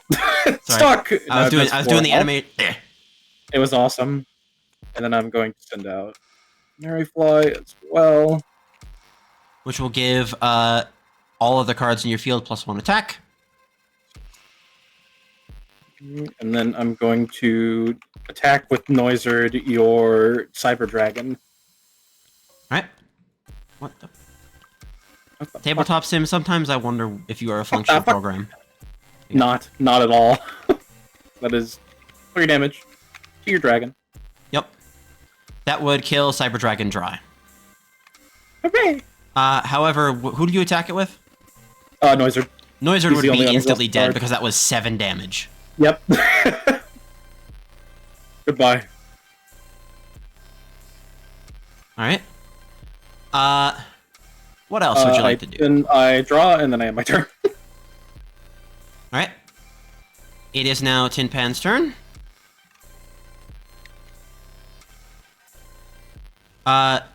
Tin Pan, with 5 playing power, the maximum allotted, is going to play Incendiary Devastator with Taunt and Ranged.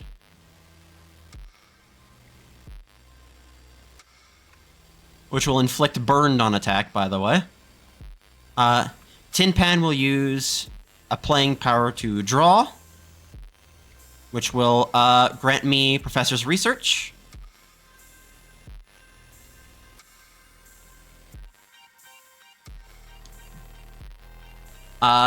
Going to play Brawler and Taurus McGee, which will be sacrificed to create Decode Talker Extended.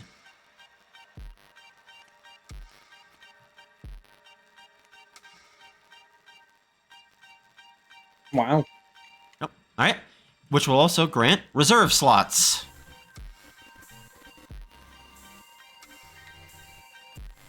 Not gonna hurt this thing. There's no defense on it. It's got 3 link. Oh, true. Ret and Link. And with that, the power enemy here. Oh, why did it rotate that? I don't know why it had that selected. Strange. Will attack you directly for 3. Ow. All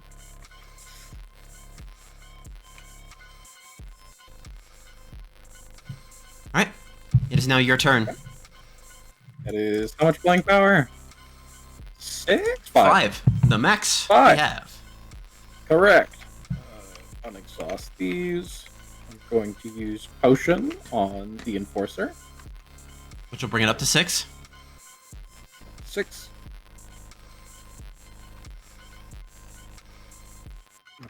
We'll put in crewman. All right. Okay. Let's see. You've got plenty of options here.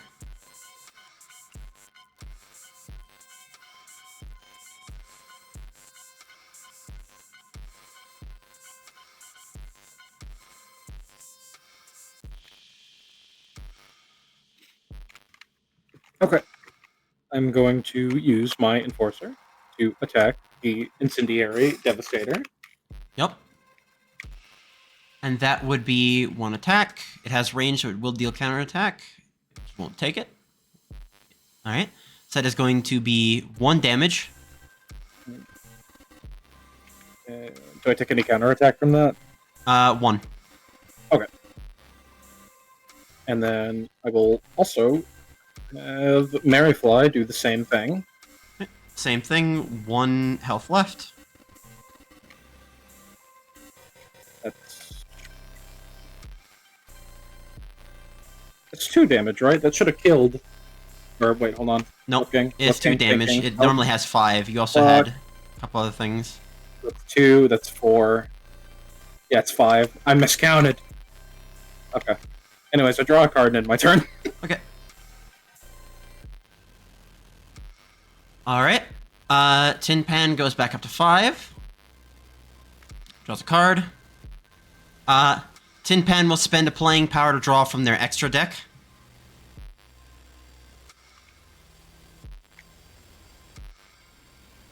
Right?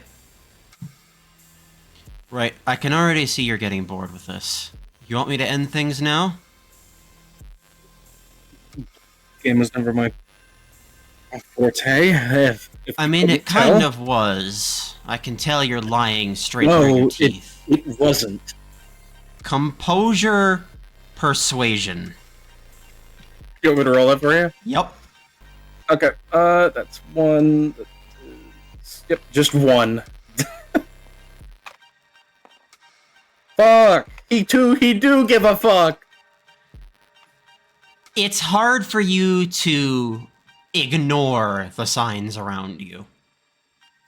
From having the higher aptitude on the test, from having everything else be granted for you, with every opportunity you've ever been given, it is gut-wrenching, even right now that you are losing. You might not have an attachment to this game in the same sense that everyone else does, but even just the fact that you were told that you were good at it, and you are now losing, eats at you.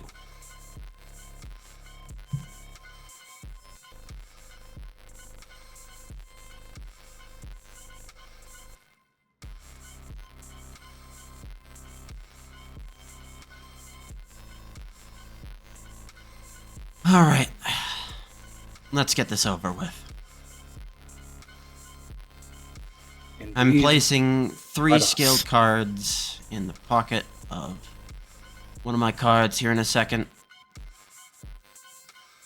As Devastator, Automaton Infantry is played.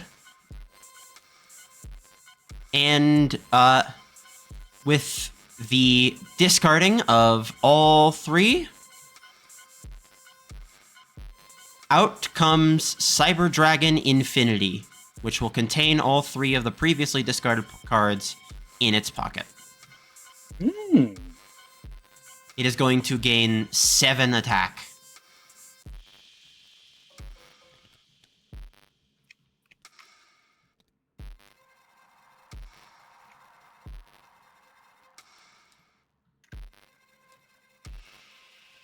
Listen, I get it. I totally get it. You don't understand a thing. Don't pretend like you know. Me, you have no idea what I'm going through. I don't know you. You don't know me. This is a friendly sport. It's all it is. Just another sport. If it were simply just a sport, people would treat this very different. Tin Pan will draw for a playing power, and is going to spend the last playing power to cast Shield Restore, which will give the cards on Tin Pan's field 4 shield. Ichabod. This sort of indignancy is eating at you. This frankly arrogant android seems to not quite understand why you're even here. This is something that you seem to wrestle with on the inside.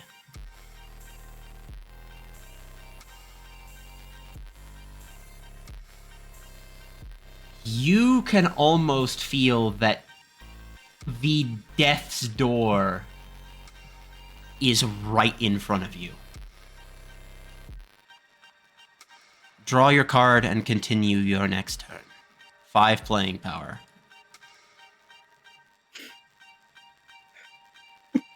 Ica will draw, set the crewman Orpheus to be unexhausted, and then end his turn. So you do agree. I never said I didn't.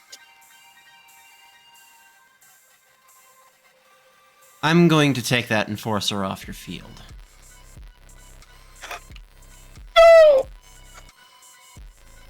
I'm putting it in a separate pile, so I'll give it back to you at the end of it, because this is too early for you to be losing cards like this. Normally, this would be a permanent effect. Fucking crashes to my knees. Ica may be a loser, but I'm not my fucking enforcer. Cyber Dragon Infinity unexhausts. 5 playing power. Card is drawn. Do what you must, as we all have to. Hope to see you on the other side. Maybe we can get you in better spirits next time. As I Cyber hope I Dragon don't. Infinity swings directly at you, ending your run here. Your health goes down to 0 as the machine beeps and blinks as this horrible, gut-wrenching pain. You can't really tell if it's external or internal, if it's emotion or physical. It is this anger, this resignation.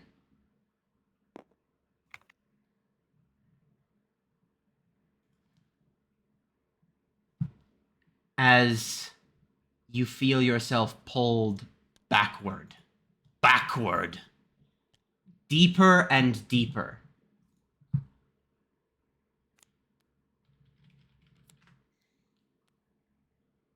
I am going to give you 11 experience for this session today.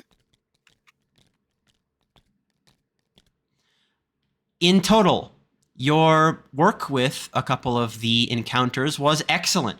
Very, very excellent. You completely disarmed the move friend, which is a bonus experience for you. Your handling of the earlier combats, although they were easy, almost intentionally, nets you 3 experience each, and 4 experience even as your loss for your trainer, which means you gain a level. Level up. Let me go find this. Bud moving up in the world. Alright. So, for each level, you will gain a couple of new things on your character card. First and foremost, everything that you found within the realm of thought today, you will keep as you go outside. Every successive run through the realm of thought will modify and change your deck in ways you could not imagine. These coins also stay with you. They are actually in-world currency. Real money. Real fucking money. $2. $2. Maybe more. Maybe more. $2 and half of a dollar. I am going to say, this type of money right here, this is like 1920s dollar. This will buy you a lot. Oh, okay. So these are worth quite a lot. Yes. But also, okay. You know, the card game itself is kind of expensive. So you're going to be spending quite a bit on it. I'm sure Ica would. Alright. Normally I'd give you more money than this in particular, but yes. This experience will be kept with you as we do your first level up. Yay! Alright. First and foremost, let me start rigging a trait deck early on.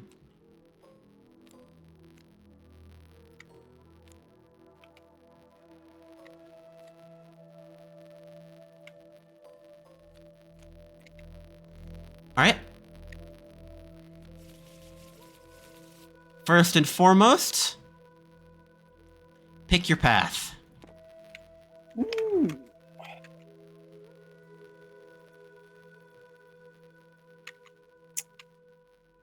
Oh.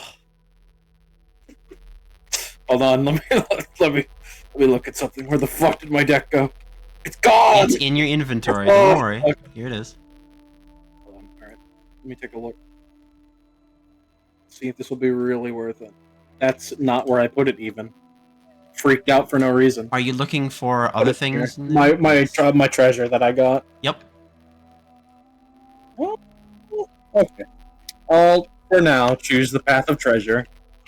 Your current treasure stats go up by 2.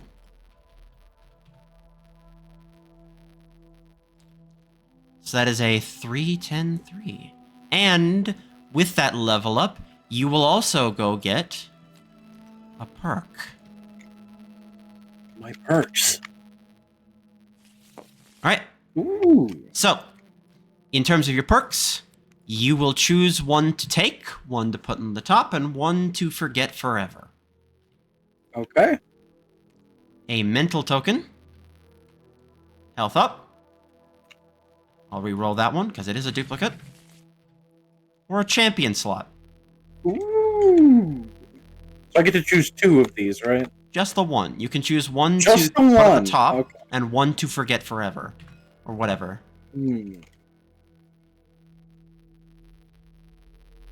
I'll take the champion slot. I guess I'll put this at the top. The mental And token mental will be gone forever. is gone forever.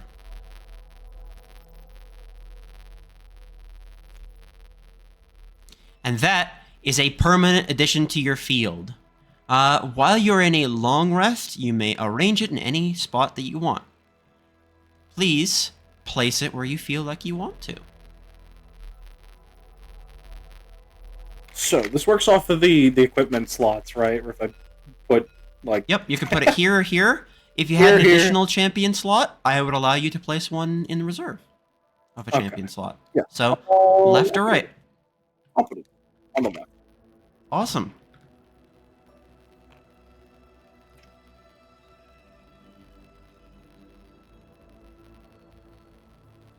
All right, let's give you a moment's peace.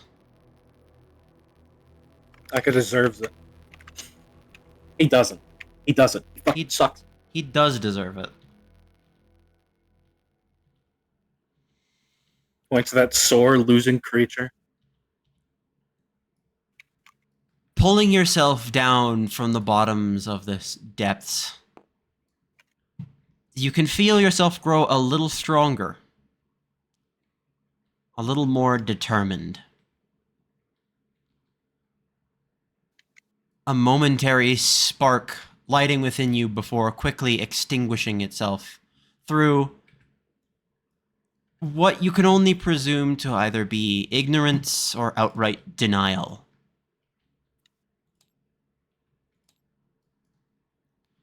Ichabod returns to the realm of reality.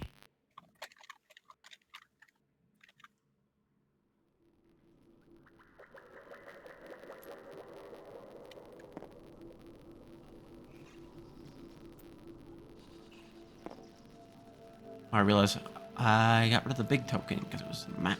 Okay, there we go. Yeah. There we go. I'll make this one normal size. Since, yeah, you just scaled down my regular token. Dr. Wire, There. arms crossed, greets you as one of the first things you see in this sterile chamber.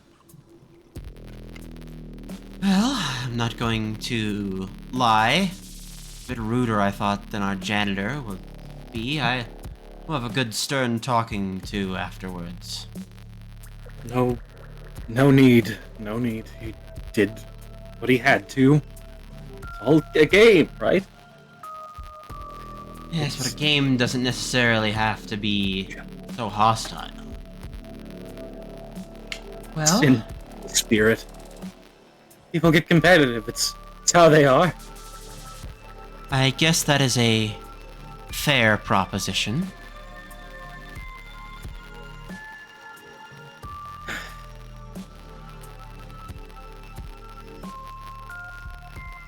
You showed quite good aptitude, though I think your recency of knowledge may need a refresher. Your God Gauntlet shows good progress, and I have made sure to alert you of that fact.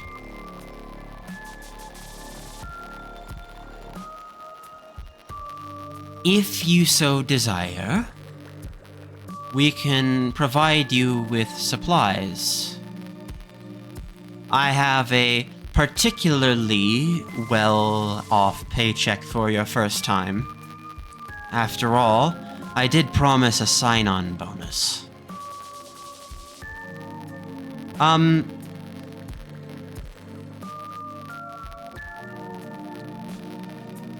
Straight up, out of whatever pockets Dr. Wire has, out come 15 coins in her hands as she just gestures it to you from across the glass.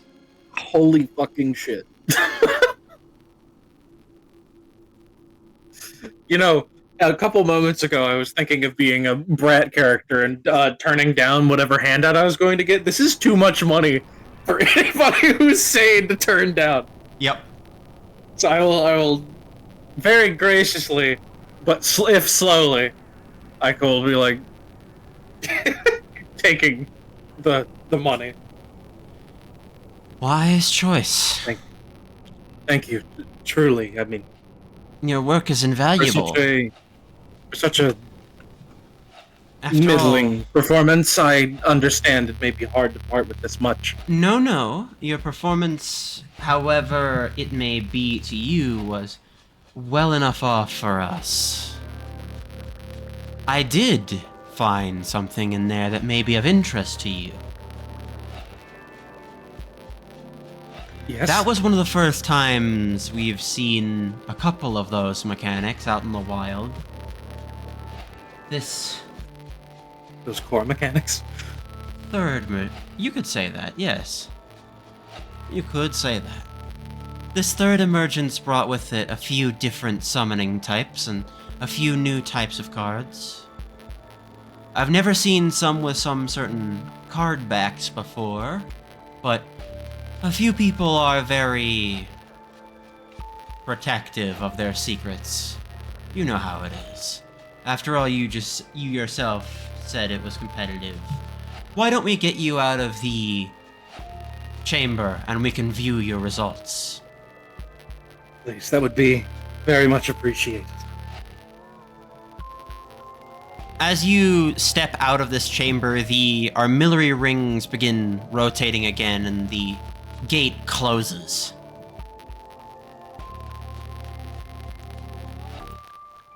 Dr. Wire gestures you over to a particular terminal and shows a lot of the data on some of the cards that you were looking at.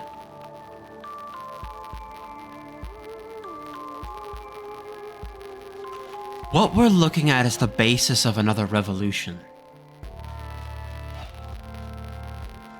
You did inadvertently snitch on our janitor friend. This card comes up on the terminal.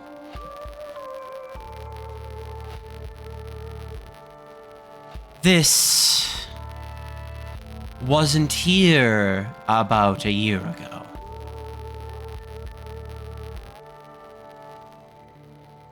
I myself have been looking forward to collecting these.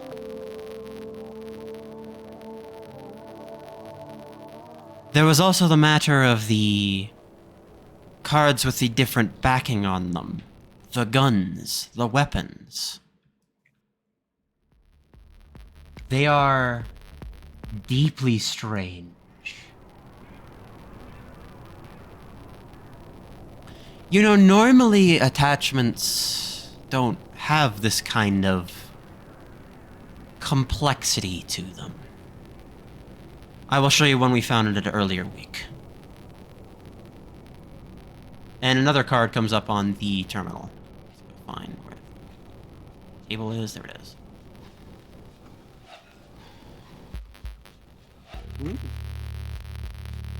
This is also an unknown.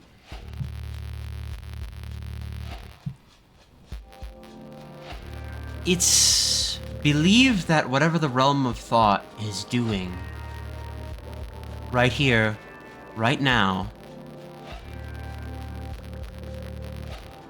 it's expanding.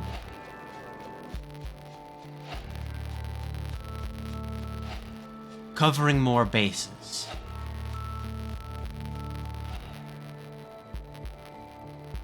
You know what draw stands for, correct? I do in character. Give me 1 second. I was just fucking looking for it as you brought that I was up. gonna say you could roll for it.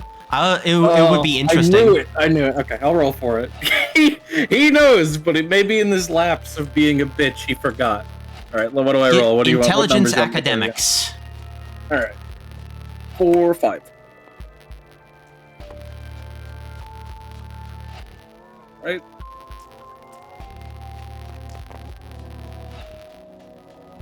One, two, Okay. 3 successes.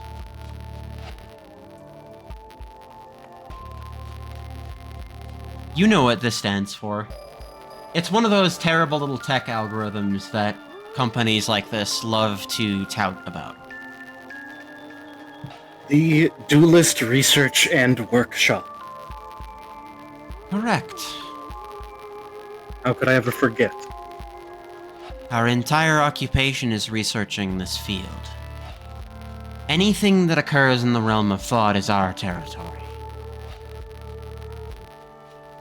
No matter who, what, where, or when, it is up to us to understand how this place changes.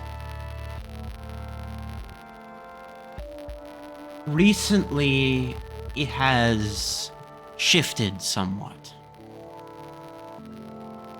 Rumors are saying that it's pulling from the recesses of our minds. Perhaps not even our minds, but that is more conjecture than it is proper theory. What, are we running out of thoughts? Not so much as running out of thoughts as in hours. There is a working theory that we may not be the only one subject to the realm of thought.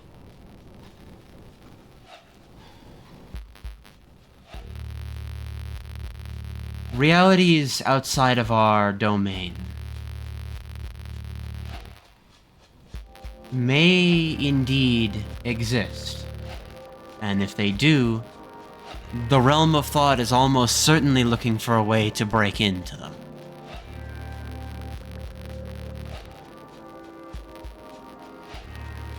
The commonality thus far being the card game.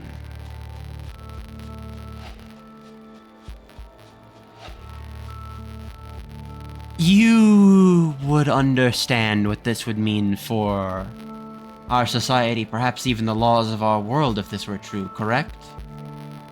I mean, from a metaphysical standpoint, do we even know if parallel worlds would be made out of atoms? Would they be strings? Would they be code? This is all far above our current level of knowledge, and frankly, until something happens, complete conjecture.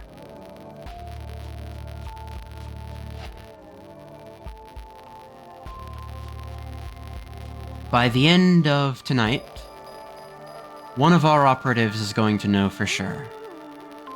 You were not the only one we sent into the realm of thought today. Thank goodness for that.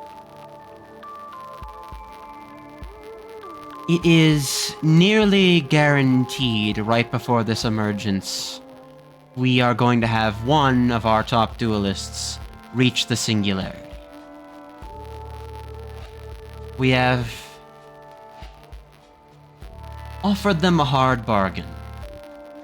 It is almost impossible to try and convince someone when they have a concrete wish to make a wish that is not their own, per se. However, for those people who are already satisfied with their lot in life, it's far easier. We just make the daily burdens a little bit less difficult. That's why we keep a healthy stockpile of cash on hand.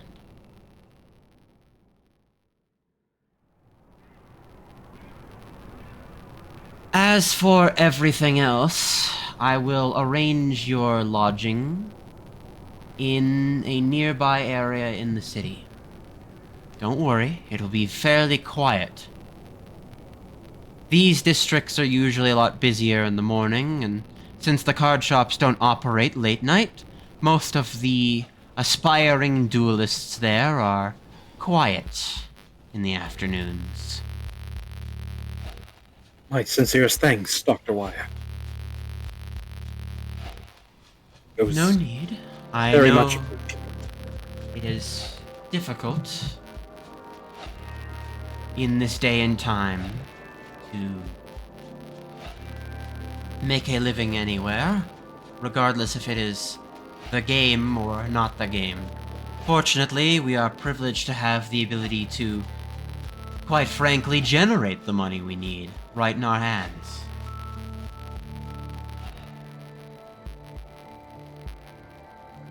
You may do as you so wish.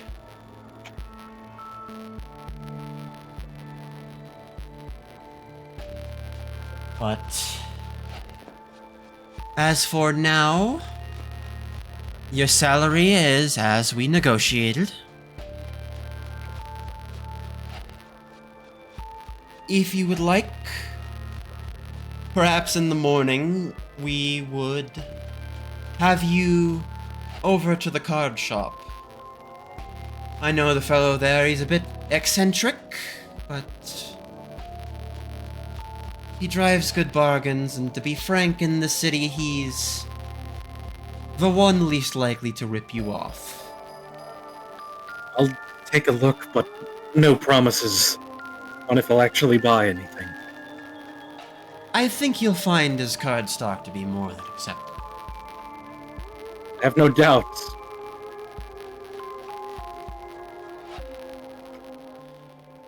Well, if you would like, I have more research, but considering most of the places here are closed at this time of night, I would probably not feel guilty in sending you home. I figure that would be for the best, Dr. Wire. The thought strikes you. It was like nearly sunset when you were driving around here. Do you own a watch?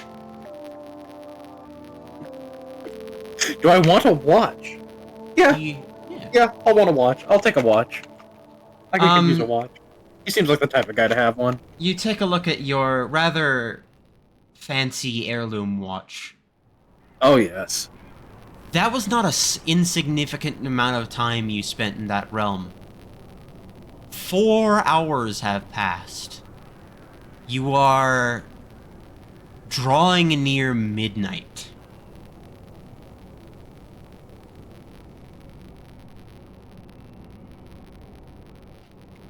It seemed in all this commotion and all of this game playing that you may have spent a little bit more time in there than you thought.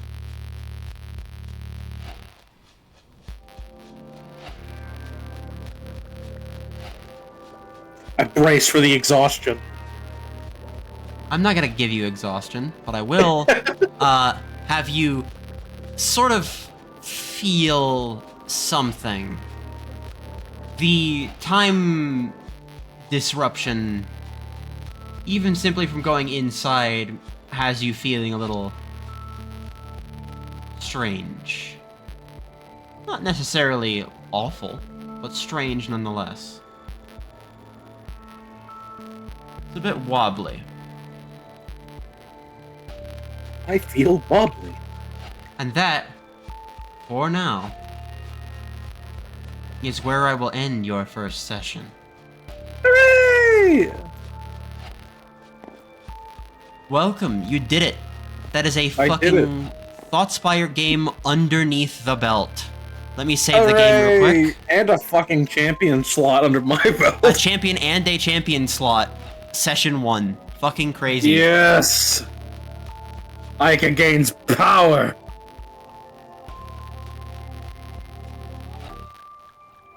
What the? That's not how you spell that. I can feel the XP flowing into my body.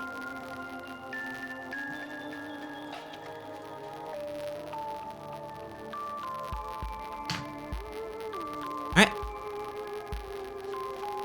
So, any thoughts, any questions? That was great. I had a very good time. You obviously put a lot of care into this, and the segments in between, all the card stuff, it was all very well paced. I expected this to take a lot longer than it did, but it was great. I had a great time. Was I hope, making sure others will be joining me next time I'm up here. Mm-hmm. Very likely that will be the case. If you didn't even seen most of the other stuff in there, Gino DM'd me during the session. Yeah, I helped finishing them. that up. That was the funniest thing ever. Yeah, I helped them finish their stuff before the game started. Yep. But I hope will- everybody here enjoyed it. I will announce when we do this again. Hopefully I will have more NPCs. If any of you would like to donate NPCs, don't forget, you can always make your own trainers. Even if you are not here for playing, and you want your NPC featured in the campaign, go ahead and send it to me. I will do my best.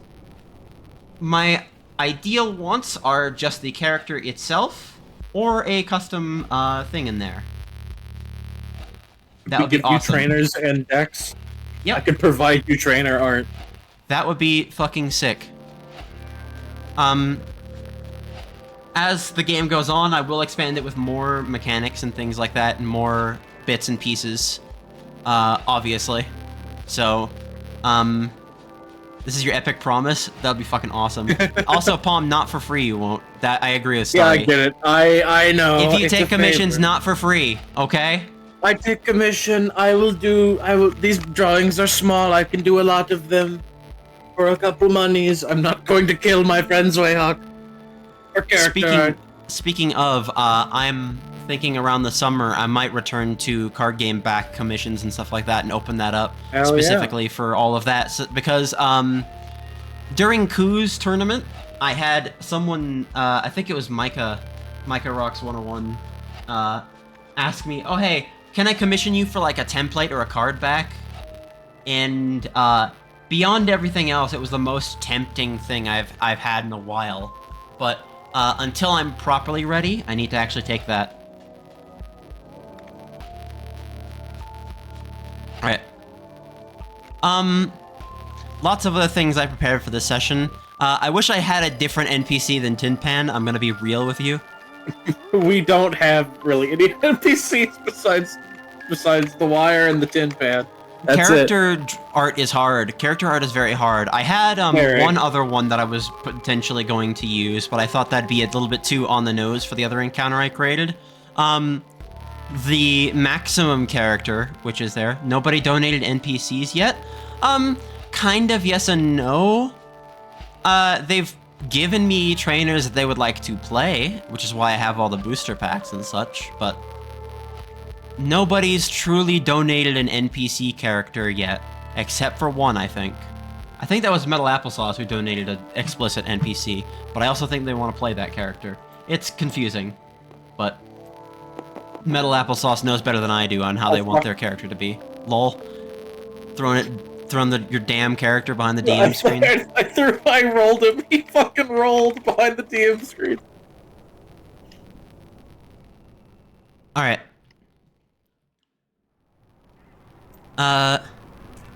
Beyond absolutely everything else, if you wanted to see exactly what else was in there, because I doubt you'll go back to this encounter, this is what else you could have won in that little sword pile, weapon pile thing.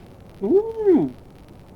Specifically, I put in the Plague Kripath because your original character was potentially going to be here, and this would have been like god tier item. Oh yeah. them. Yep. Definitely. Yeah. That would totally. They would totally pick that. You also had the ability to get these two, Ooh. which is the I'm Assist and the Sat Assist.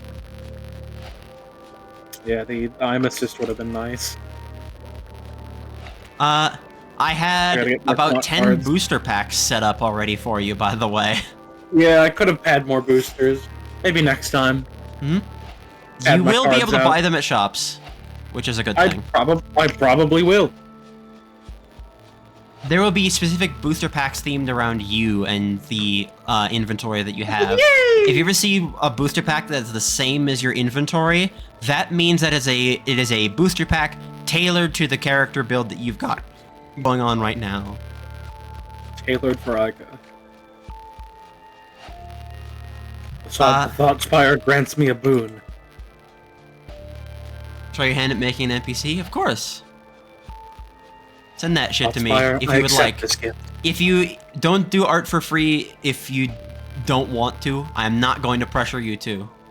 This is not a you must do this or die. This is a if you want, send me that.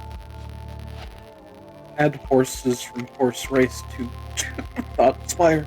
Yeah, I'll add all of the horses from horse race tests Add as horse- cards, and then they'll like horses. attack. They'll bounce around. Jovial Merriment will start biting the other cards, and it's bad. It's bad. It'll be bad. They'll start bleeding. They'll be fucked up. They'll get horse disease.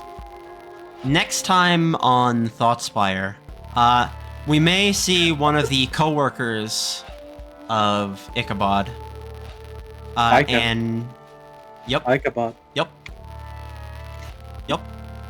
It's not my name. It's not my name. It's not my name. It's not my name. I keep thinking Holds about his it head in because his of hand. fucking VeggieTales. I'm sorry. Ichabod, is going to possibly meet some of their coworkers who work in the realm of thought. Someone who uses flight and someone who uses armored. Oh god. In the meantime, I have other ideas for a few of you who have been preparing their characters so far. When you tell me when you are ready, if you give me like a good date and time, and you say, "Oh hey, I want to try and do a session," let me go. Let me go. NPC art should probably be through DMs, genuinely. Just because I don't want to clog the channel. I would say if you're proud of it, you can post it, but I would say don't clog the channel with NPC art if people don't know the context behind it. Just to be as polite as we possibly can. Yeah. I think this is where we end the stream off, and then start working on a couple of the other people's characters in here. Thank you all for coming out. It was nice having you here. It was. It's very sick. By the way, it's Judgment. Judgment! See you all next time. Alright, we should raid somebody, shouldn't we? Who's still up? Who's still playing things right now? Here's a question. Any of you guys want to see some old school RuneScape? Holly Hollowtones is live right now.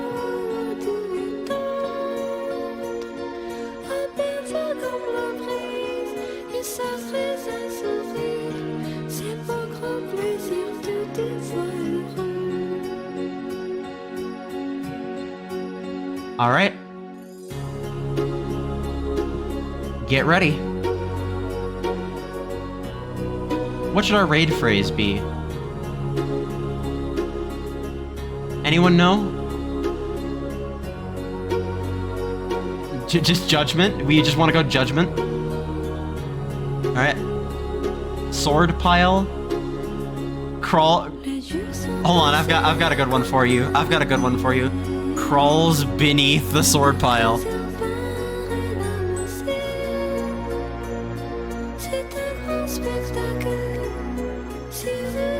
Alright. Gubaba. I hope you enjoy.